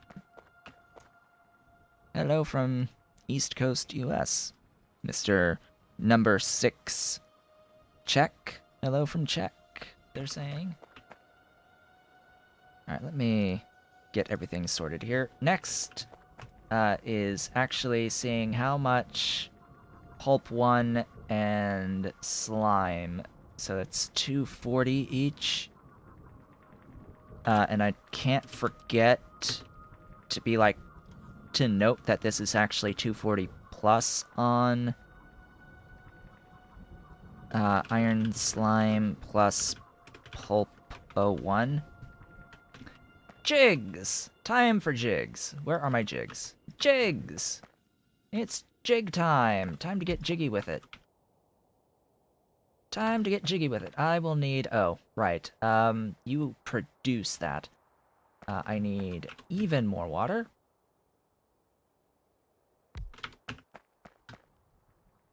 You there, and there. You there. You're moving! I need to kill that coal water slurry fuel, which is that. As well as the tailings. Kill the things. Kill all the things.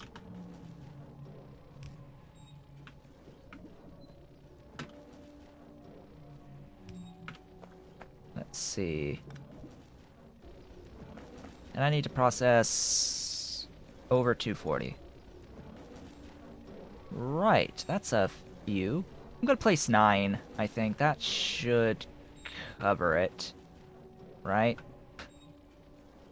Also, you... Yeah, I'm gonna do that. So, how many water is fine? So, 9, huh? Right, you can't actually be there either. You can be there.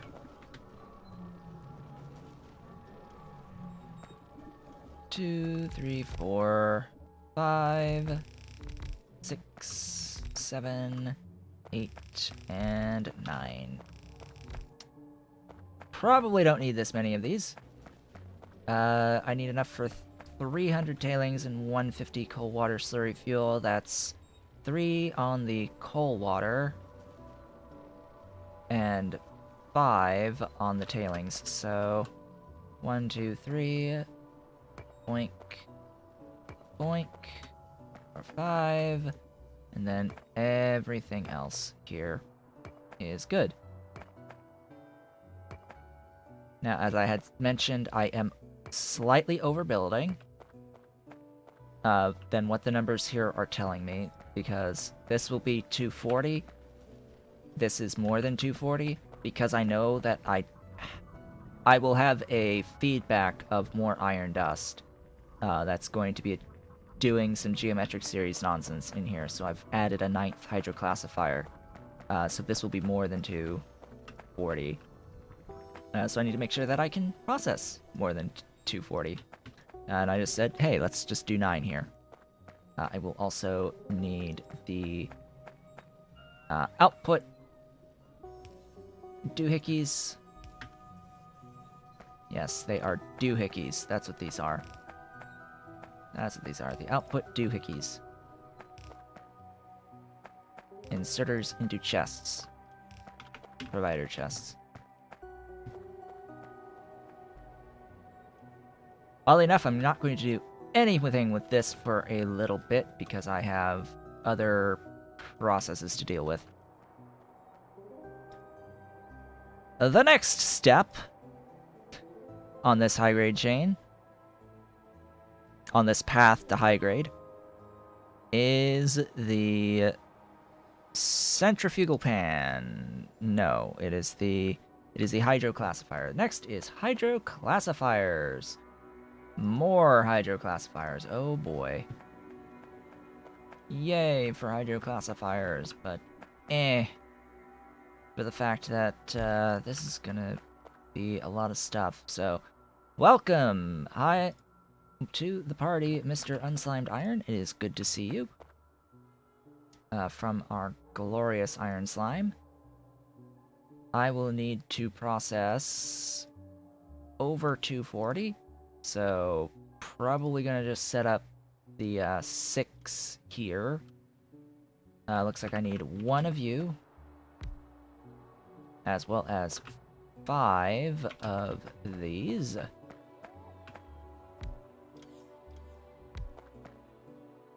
At minimum.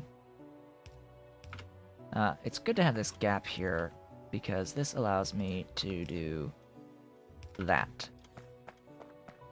And then, of course, this, increase that. Let's not forget to, like, terminate these. I'm a little bit paranoid about the ends causing problems. So I also need to bring you. I'm actually gonna do this way. Not from there though. There we go. That works. Power will be like so.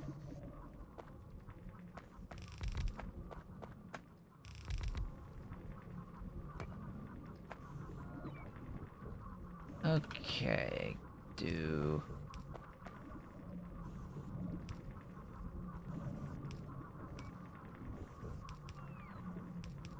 that. And from here, I will do that and just keep copying. So that's 4, 5, 6. Whoops.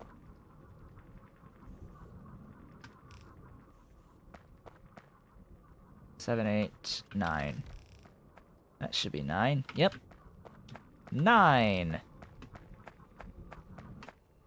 I totally only needed 6. Okay. Die.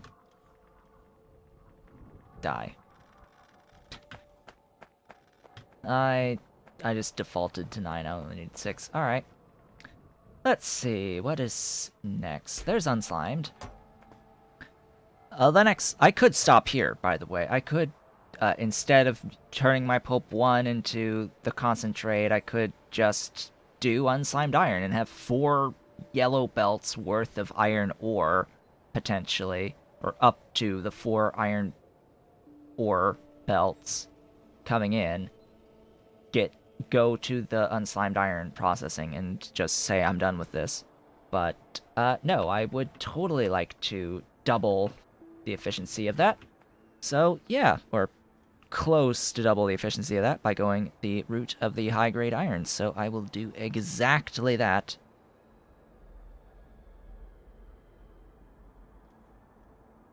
I have never heard of Magic Pack. So I do not know what that is. This is Pyanodons. This is Pyanodons mods. This is perhaps the most complex of the overhauls that currently exist for Pyanodon, or for Factorio. By most complex, I mean it adds the most stuff to the game. It extends the game more than any other. Is it difficult? Some think so. I think it's all a matter of perspective. You know, whether or not you want to dive into all of the stuff that's been added and figure out what the chains are. Because once you've figured out the chains, and are able to build them out and see them in action, I think it becomes a lot easier for you. Like, it looks overwhelming, but it actually isn't all that bad. Not as bad as it at first appears. Anyway, the next building on this chain. The environment looks magical. The environment is the Alien Biomes mod from Arendelle. The Alien Biomes is what adds all of the like colorful stuff. The biome that I'm currently sitting on is a purple volcanic biome. There are purple and green and red and blue volcanic biomes. I don't know if there's like a yellow volcanic. There might be, but all I see around here is just red, blue, green, and purple that's nearby. But there's various things. There's wetlands, there's grasslands, there's various different types of deserts. There's also snow and various snow desert tiles that all slow you down. And yeah, volcanic zones, while they look very pretty and purple here, they are also havens of rocks. Thousands and thousands and thousands and thousands of rocks will mar your efforts at building over volcanic zones. Plus the little colored areas, the actual purple stuff, slows you down. It actually slows you down. It slows your car down too. So it's not pleasant working on, but it looks pretty. Let's see, next is the good old-fashioned centrifugal pan. Centrifugal. I'll do this in the remaining space out this way. Let's see, there. Going unslimed into pulp 2, yes? Yes. So this is the next process. This is where we'll need petroleum sulfonates.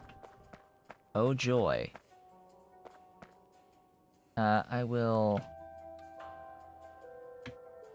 actually go and do this way. Terminate you. And let's see, I've got one centrifugal pan, and yeah, I overbuilt here. So I only ever need one centrifugal pan, and I'm processing the amount of unslimed iron that exceeds 4 belts of iron in. I want to give you just this idea here. You get less than 3.5 unslimed iron from 4 yellow belts of iron ore in, if you're converting your pulp 1 into concentrate and not unslimed iron. But just for reference, you only actually need one of these machines here. And it's 25 oleochemicals to process the whole thing, and 25 petroleum sulfonates. People get hung up over the fact that this needs petroleum sulfonates and that this needs oleochemicals, and I don't think most of these people have actually looked at the actual amounts of items that are required in the high-grade chains, for the most part.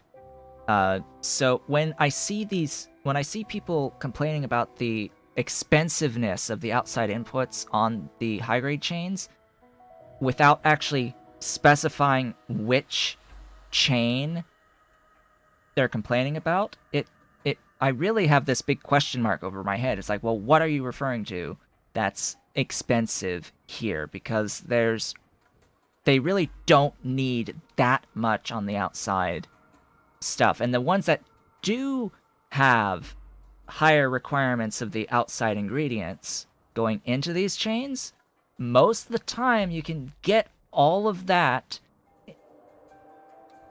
requirement, that outside input, infinitely through biotic sources relatively easily.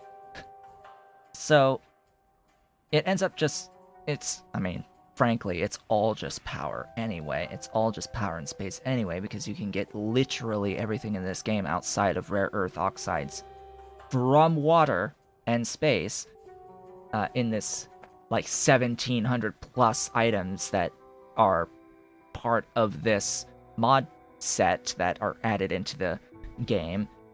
It's like, only the rare earth processing chain is ultimately the one thing that you need to mine.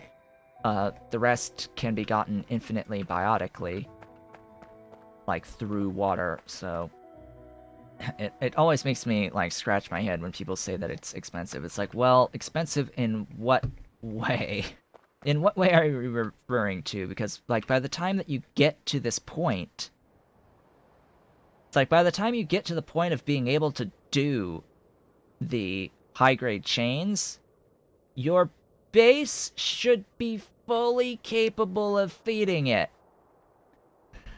Like, you should be fully capable of feeding it by this point.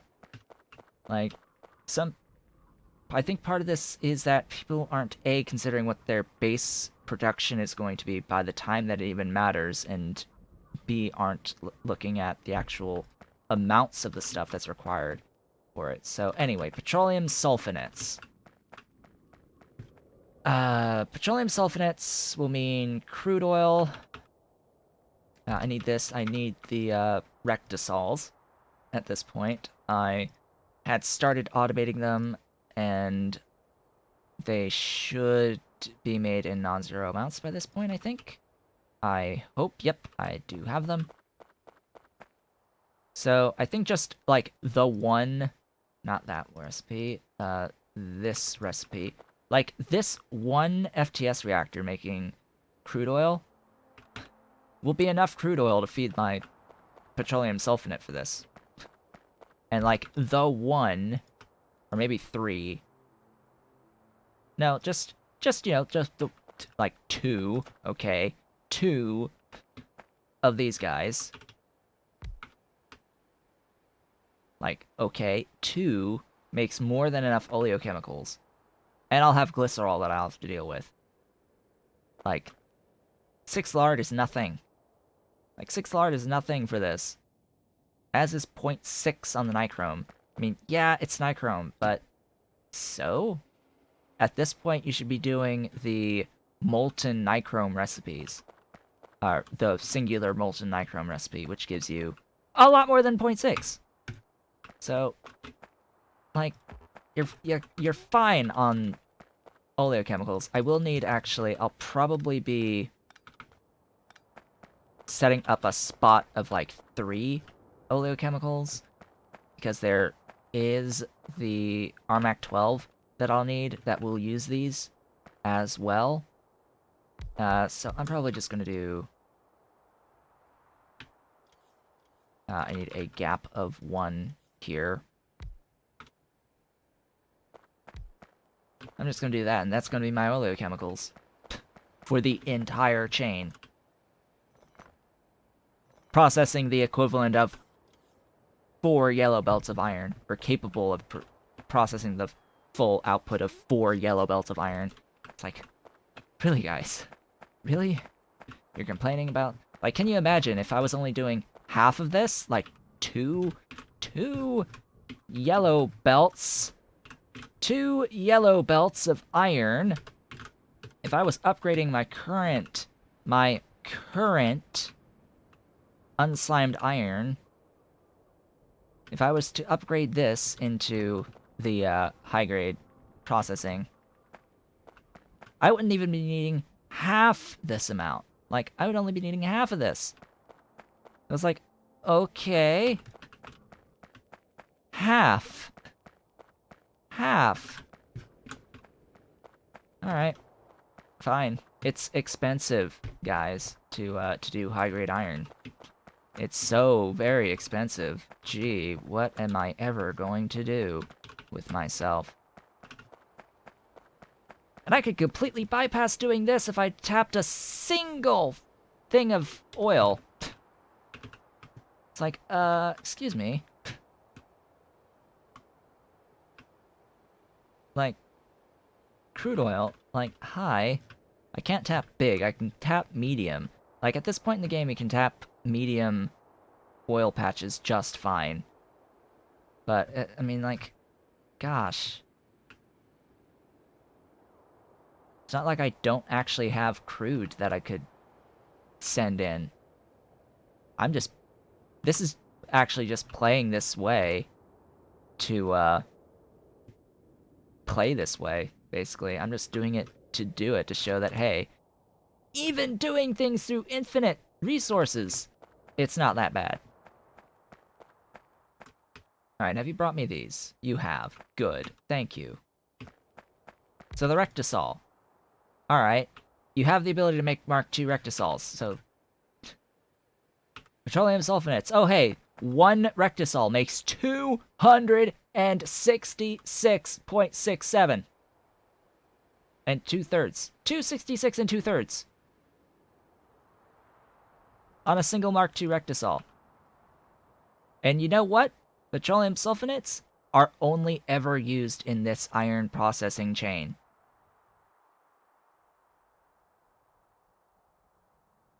You need 25 to process more than 4 yellow belts worth of iron ore.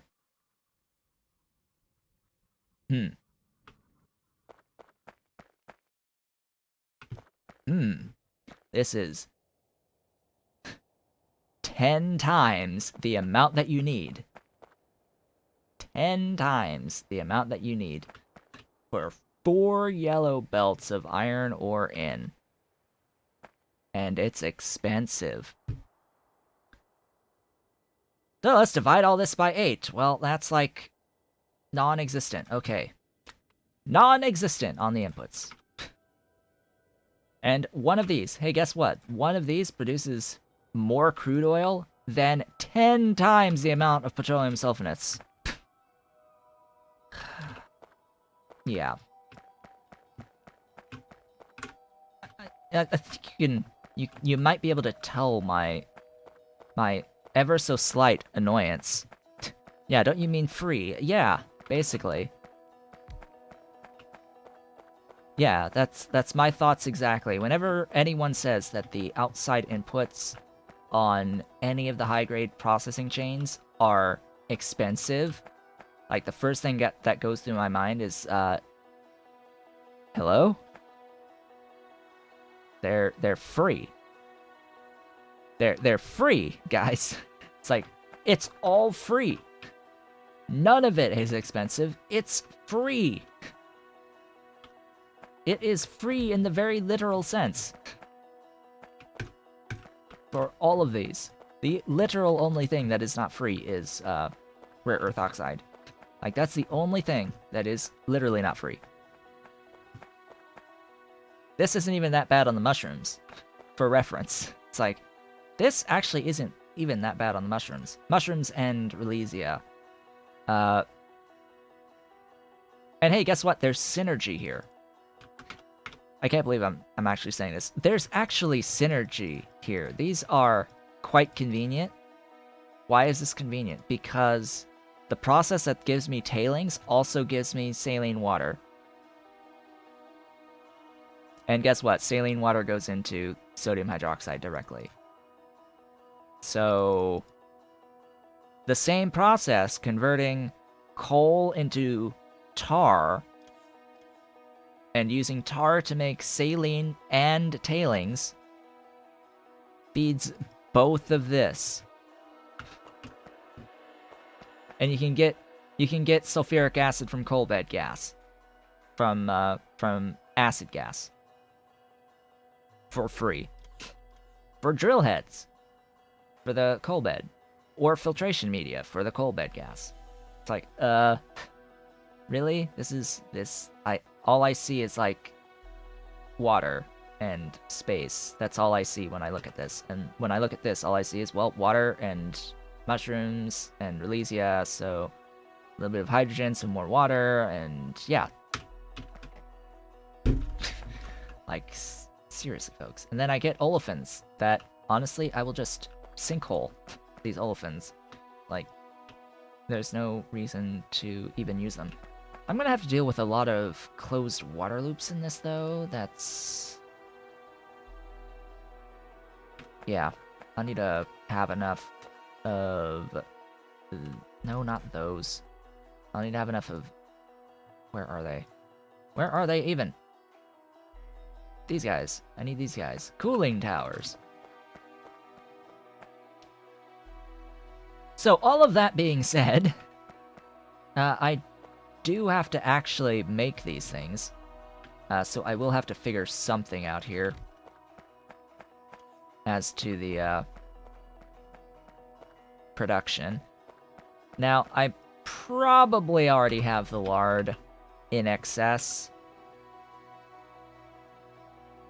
Yeah, the lard that I currently have isn't even actively being used that much. I might just for laughs, just for the halibut. Yes, just for the halibut, just walk over here. Actually, I don't even need to walk. What am I doing? Walking? What is this nonsense? Go here, copy,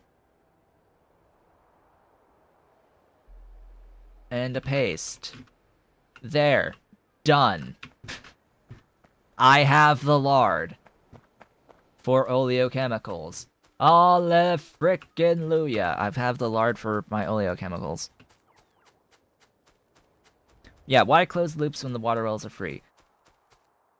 That is actually something I've been considering. Like, you're hitting onto something that I have been thinking about, which is... get out of that.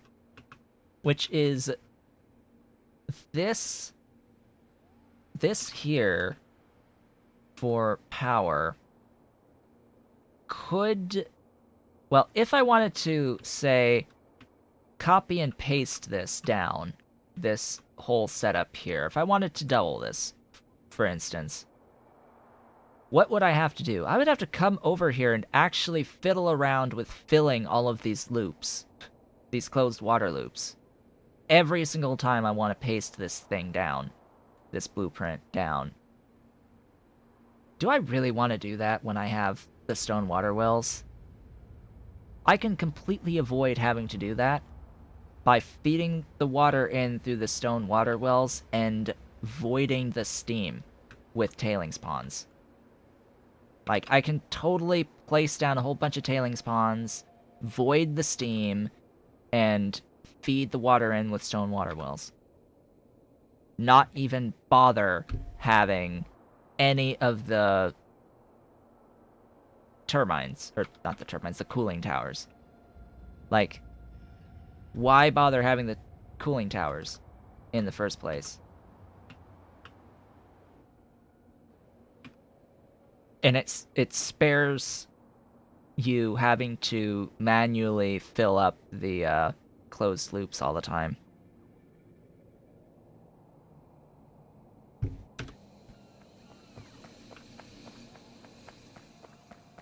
So, that's actually something I've been thinking about doing, is just being like, to hell with it with a number of the closed water loops, specifically for the power. I'm okay like having them in general. It's just specifically for that purpose, for power in particular that uses a whole bunch of them. It can be a little bit problematic. You have to move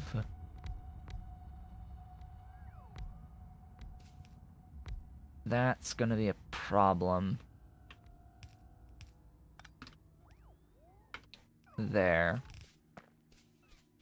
Same here, but that's a much bigger problem. I don't think that's gonna work. Alright. This will, though. That actually fixes it without causing any issues. Hey, we're almost 212 hours in. Just gonna throw that out there.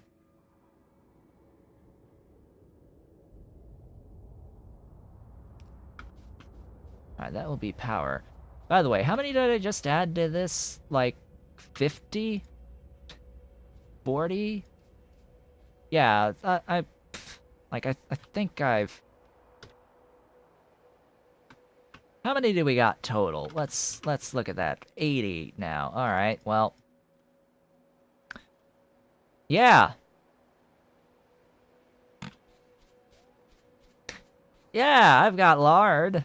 I've got lard. Sure, I've got lard. How many of these? 10 of these? I'm short on the seeds, but sure. Anyway, I had the lard to begin with. It's like, oh yeah, sure. All the lard. Scale! When in doubt, more. Such is Factorio, right? When in doubt, more!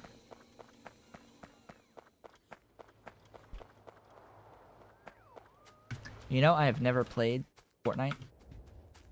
Nor do I ever intend to. Similarly with, like, every single, Battle Royale game. Like, I've never touched Overwatch. Or PUBG, or anything like that in the first place. Like, it's just not my thing. I'm not into competitive multiplayer games. Like, full stop. Full stop. Not into competitive multiplayer games. Full stop. Period. They are not appealing to me. In the slightest. Hey, you. Bring me that. Thank you. Alright, what is next? What do I want to do next? Well, some of this is going to need these requester chests. Ooh. Right, water.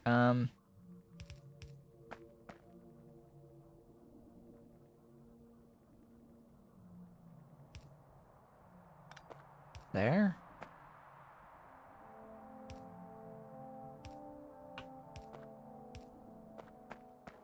You there? You there?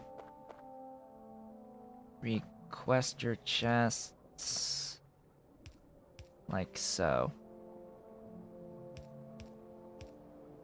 Definitely going to need these stack inserters. That can exist here.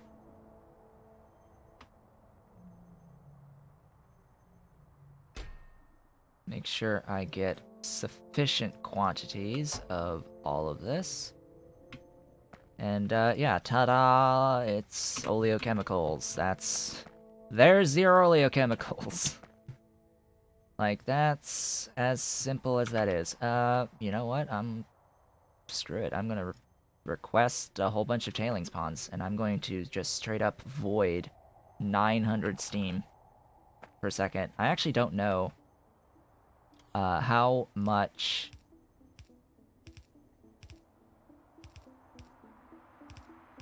per second a tailings pond can void. I know this looks a little strange, but I want the oleochemicals on 1. I want the glycerol. What am I gonna do with the glycerol? What am I gonna do with the glycerol?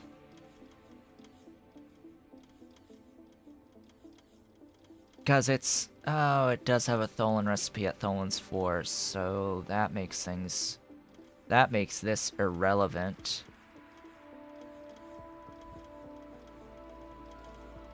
Yeah, it voids a lot. It's just I don't know if 1 is fine for 900 per second. Yeah, tailing spawns do void quite a lot. Let's see, I can make syngas out of glycerol. Oh, and ash. Like, glorious stuff. I can make hydrogen by adding liquid nitrogen. I could use it for coal briquettes as well. A whole... Wait a minute. Pyanodon. I think I found another coal briquette recipe that might need adjustment. Yeah, the fuel value of 35 coal dust, I think is not equivalent to 1 coal briquette, but I could be wrong. That seems like a lot of fuel value in coal dust going into a coal briquette. What's a coal briquette again? 150? How many megajoules in a coal briquette? I forget. Yeah, coal dust fuel value, or it's 180. All right, the coal dust is what, 2? So I guess it is a boost, even for 1. All right. Anyway.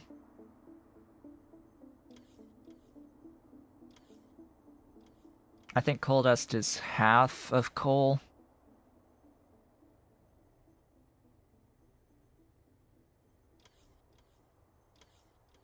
You need this for... you need glycerol for high chromite. Right.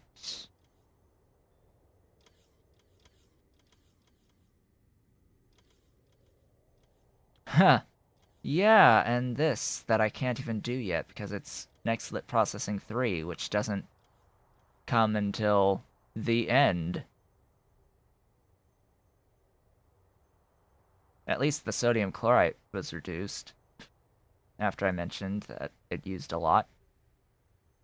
Oh, and then nickel overflow. Right. Yeah, I'm just gonna void it. I'm just gonna void it. It'll be fine. Void. How much void? 1. 1 is all I need for void of this. Done. Not done. Not done.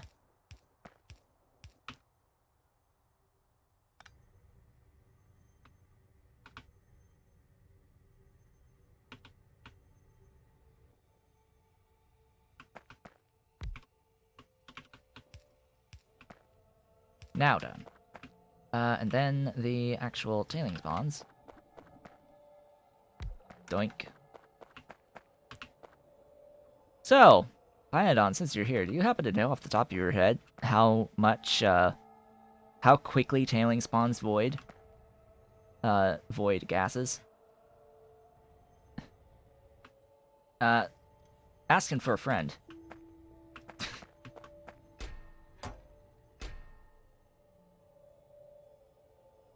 It's fast. That's all I know.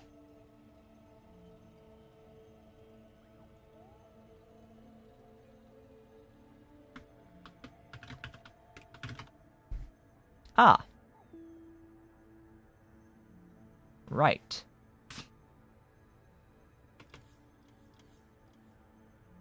That would explain things. Am I not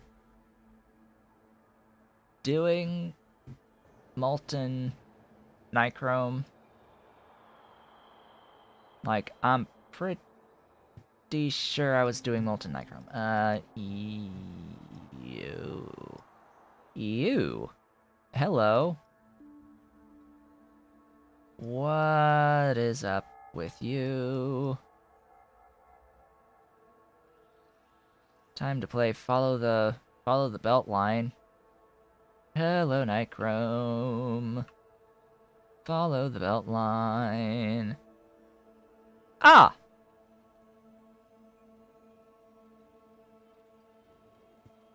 Yeah, that would be a problem. That explains it. That explains why I don't have any nichrome on my network right now.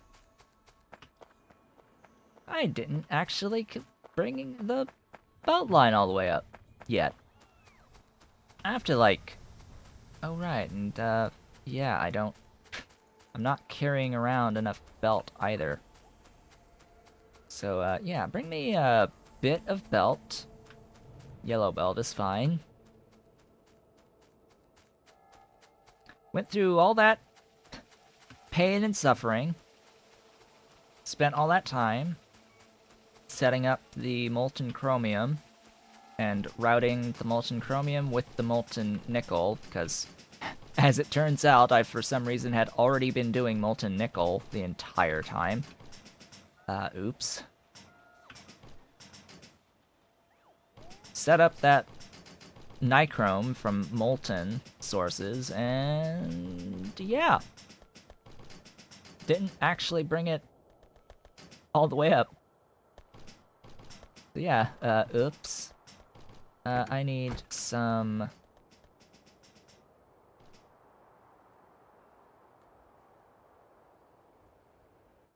You there. I need some wonderful things. Oh yeah, and I had off-screen built some of this. It's just, you know, way stations for my robots out in the middle of my fluid bus. You there. Do you have any? No, of course you don't. Of course you don't have any landfill on you. That is annoying. So I'm gonna have to go and grab some. Fortunately, I have, like, all of it. I have all of it. Like, seriously, I have all of it. It's pretty far away, though. It's pretty far away. Oh my wonderful bus. I miss you actually being relevant. The bus is, like, no longer even remotely close to being relevant. Outside of, it makes circuit 2s for me. That's, like, the only thing. My moly, by the way, the moly plates that I do have, my whole 0.5 per second. Oh, right. By the way, you were mentioning about molybdenum trioxide. Just gonna throw that out there that, it's not a lot of moly trioxide that you get out of processing a full yellow belt. Like, it's not a lot.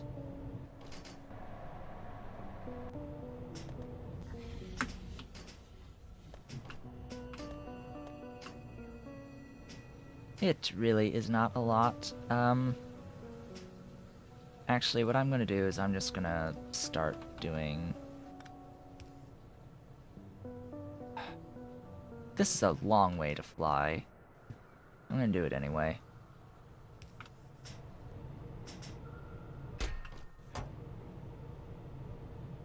I'm gonna do this anyway. It's a lot of molybdenum disulfide, but not a lot of molybdenum trioxide. Well, what do you think I'm doing? What, like...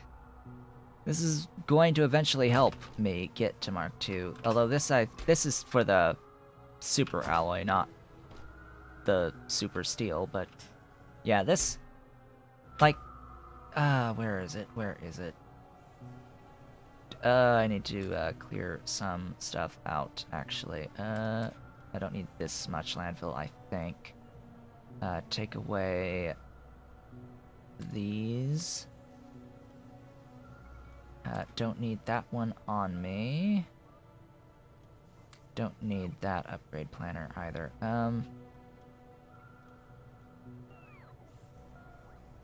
you.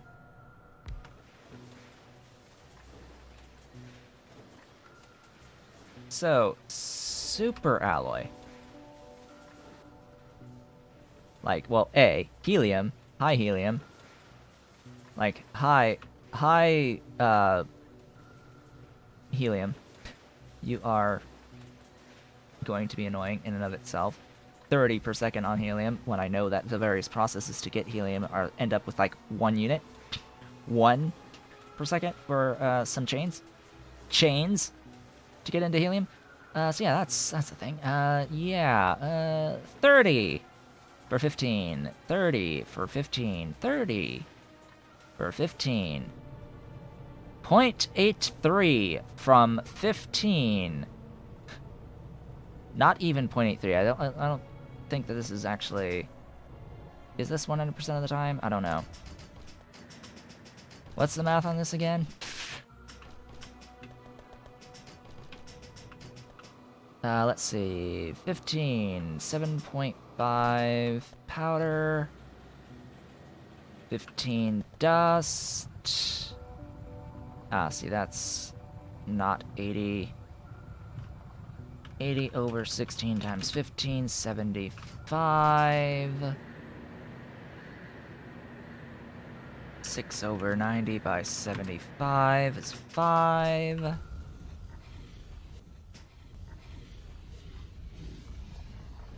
20 over 6 by 5 is 16 and 2/3.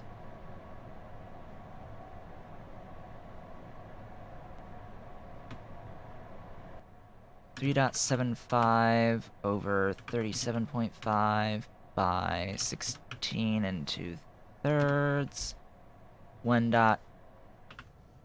and 2/3. 1 and 2/3. 1 and 2/3. So yeah, this is exactly... Yeah, so 0.83. 30. 0.83. From 15.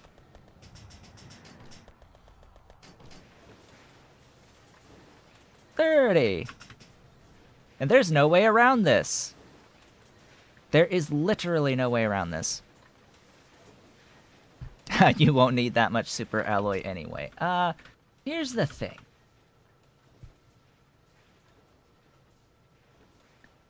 Hello? You won't need that much super alloy anyway. Hello? 1 unit per blue belt? And I won't need that much super alloy anyway? It's 1 per belt. You need how much belt? 1 per belt. And also think of it this way. I have the ultimate transport belts mod installed, which use blue belts as ingredients for even faster belts. I'm not going to really need them, but anyway. Yeah, like, oh, you don't use a lot. Like, hello, nuclear reactors. Hello, assembling machine 3. Like, hello, LDS, I totally need you to launch rockets. Hello, Mark 3 the everything. And Mark 4 DDCs. Like, super alloy, Mark 3 the everything.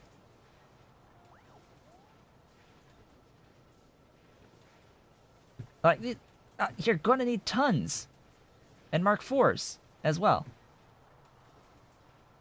And, hey look! If I ever wanted to do anything involving mega drill heads, that's 10 per drill head.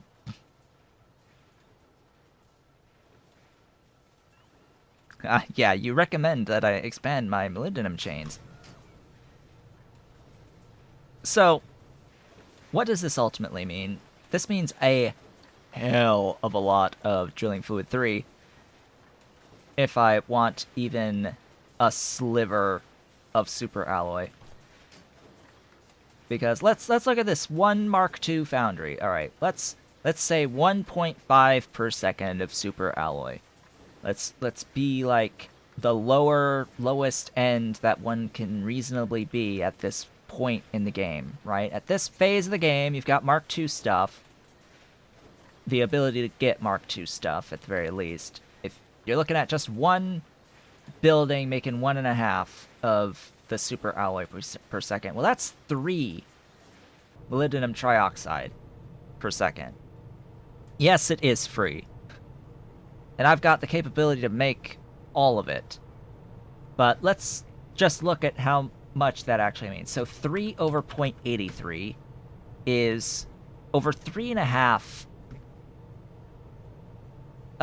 chains at 15 per second. So multiply that by 15. So that's 54.2 per second. I'm probably not carrying around any ground borers, unfortunately.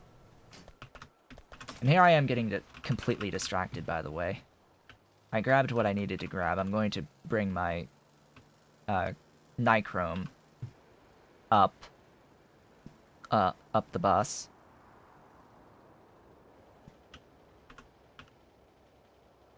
You know what? I'm gonna park my car right there and let the belt take it. Then I have to go find my nichrome. Nichrome here.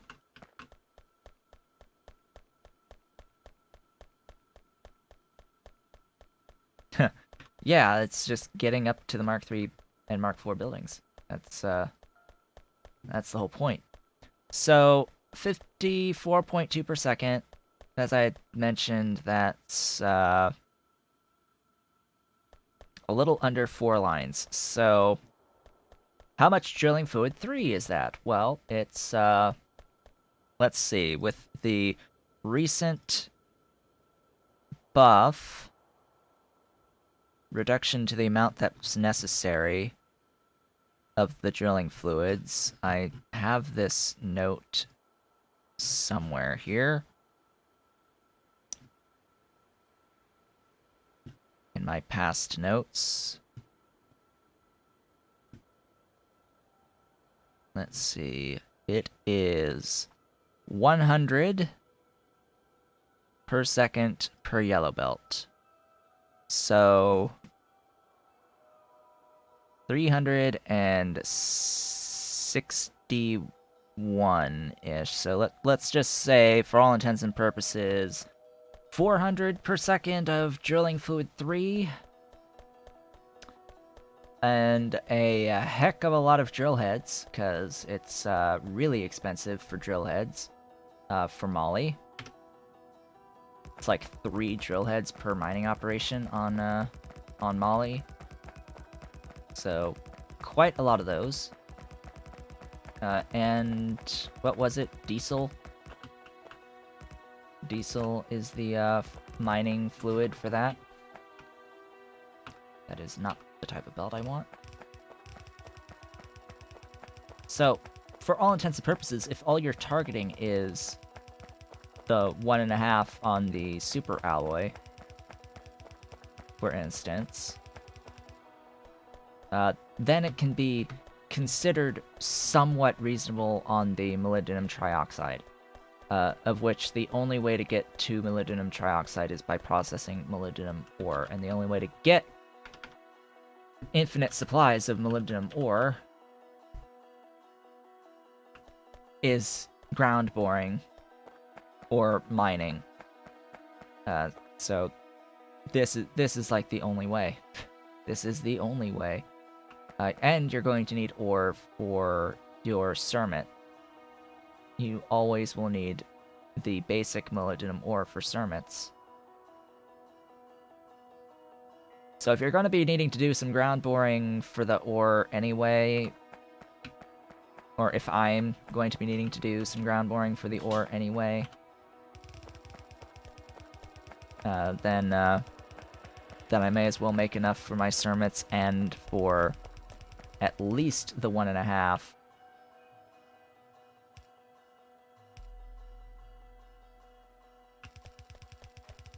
Per second on the super alloy.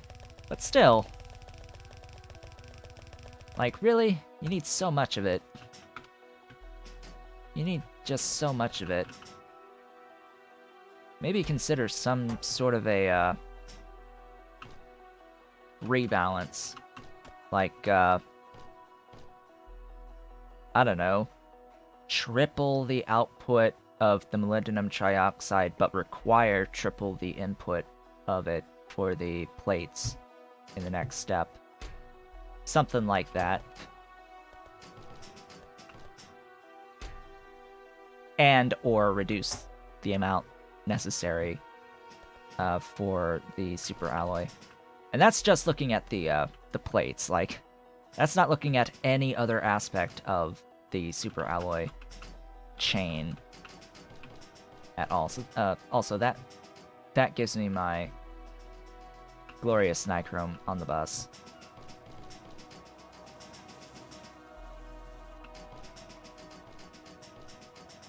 So, moving right along, now that the nichrome situation is fixed, it's also somewhat... It's also pretty interesting with the molybdenum plates, because ultimately the actual plates at this point in the game are only actually being used for aramid. Right now, they're only being used for aramid. They're not really... I don't think anyone would ever want to use the moly into methanol recipes, ever. The only major pull on the moly plates starts with super steel, and then you get some constant demand out of these 3 Mark III buildings that need it, slash also if one is ever interested in the pump jacks. And then these guys, these high-tech stuff, never do the ammonia. So supercapacitor shells and superconducting magnetic units, which I'm guessing is going to... Oh, they're ingredients in Mark III stuff. Oh, don't I need this for utility? Huh. Hello, more stuff. Oh, hey, yeah, this thing. This thing is part of space. Alright. So there'll be other uses. It's just that at the point that you can make it, it's only really useful for aramid. Which is why I don't have any molybdenum plates on my bus right now. Or on my network. I haven't bothered to route it all the way up. It's because I'm only using it for aramid. I do want to do aramid at scale. Like, that is something that is intriguing. I would like to do this at scale. But it's not the plates that are the issue here, it's the, molybdenum trioxide. Like, simply changing the super alloy from using molybdenum trioxide to using plates would solve the issue entirely. Like, frankly, I don't even care how much plates it uses, because I can particle accelerate the plates. But I can't particle accelerate the molybdenum trioxide. You have to use the ore, which means ground boring of the ore.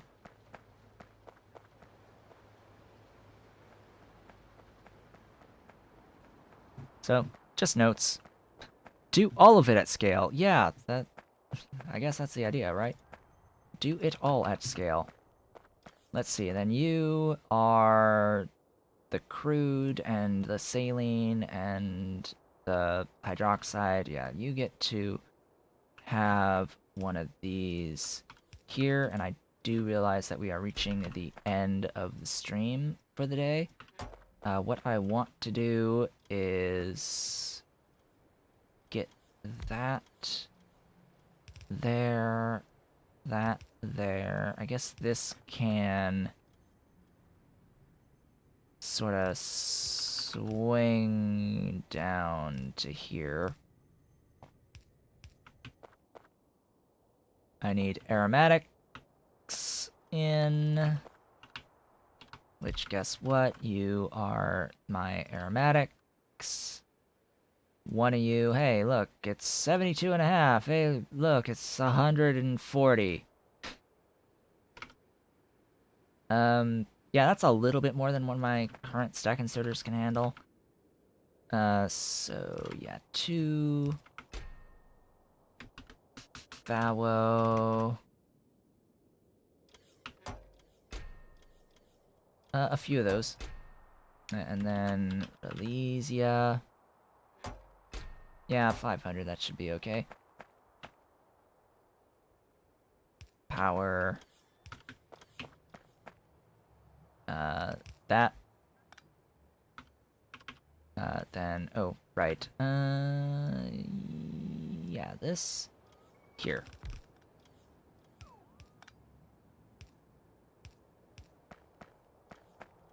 I'm thinking this should have been reversed, but anyway. That. There.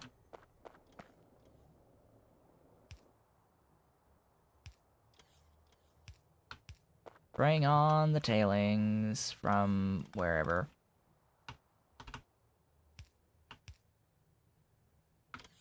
Right.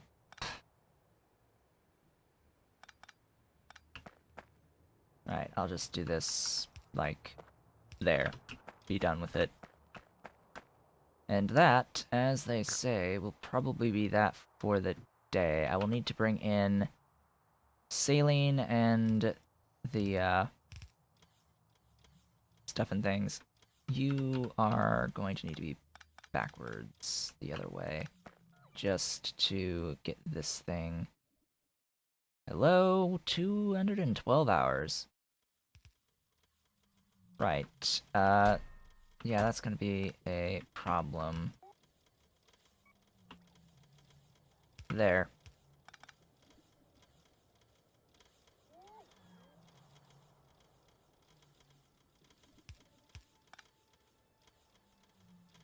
Yeah, ba-bum, ba-ba-bum.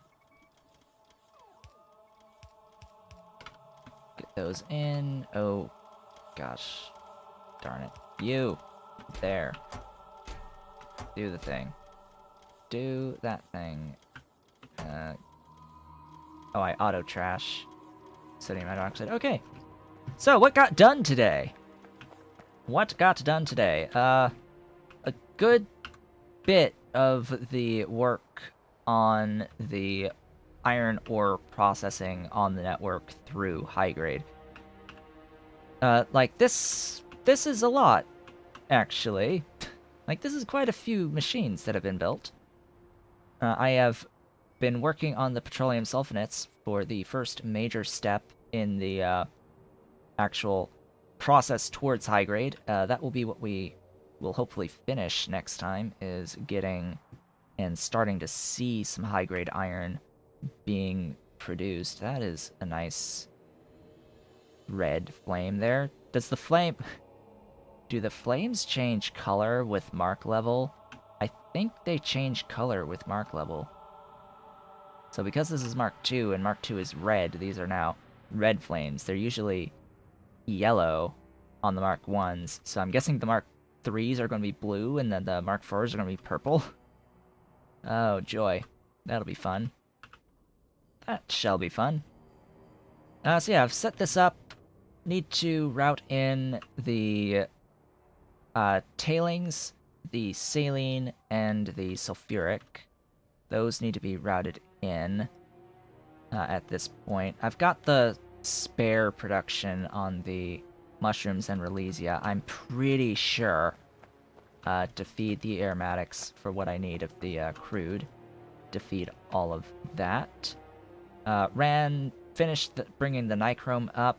Otherwise, it was primarily just a lot of discussion today about various things related to high-grade processing not being as bad as it seems. Yeah, and I added rectisols to my wine. I added these right here. Rectisols in my mall. Other than that, that's just about covers it. 3 hours working on pretty much just this right up here. So with that, I would like to thank you all for watching. This has been Otaku Showboat. I will, of course, be back on Tuesday to finish all of this up. If you're watching the VOD on YouTube, don't forget to comment, like, subscribe, hit the notification bell, and if you are so inclined, head on over to twitch.tv/OtakuShowboat to leave a follow to be notified when I go live Sundays, Tuesdays, and Thursdays from 10 a.m. to approximately 1 p.m. U.S. Eastern Time. You can follow me on Twitter at OtakuShowboat, as well as visit my website at otakushowboat.com. You can help support Pyanodon and the continued production of these mods at patreon.com/Pyanodon, as well as support my continued existence at patreon.com/OtakuShowboat. Don't forget to answer the question of the day for today is, what do you think about Patreon?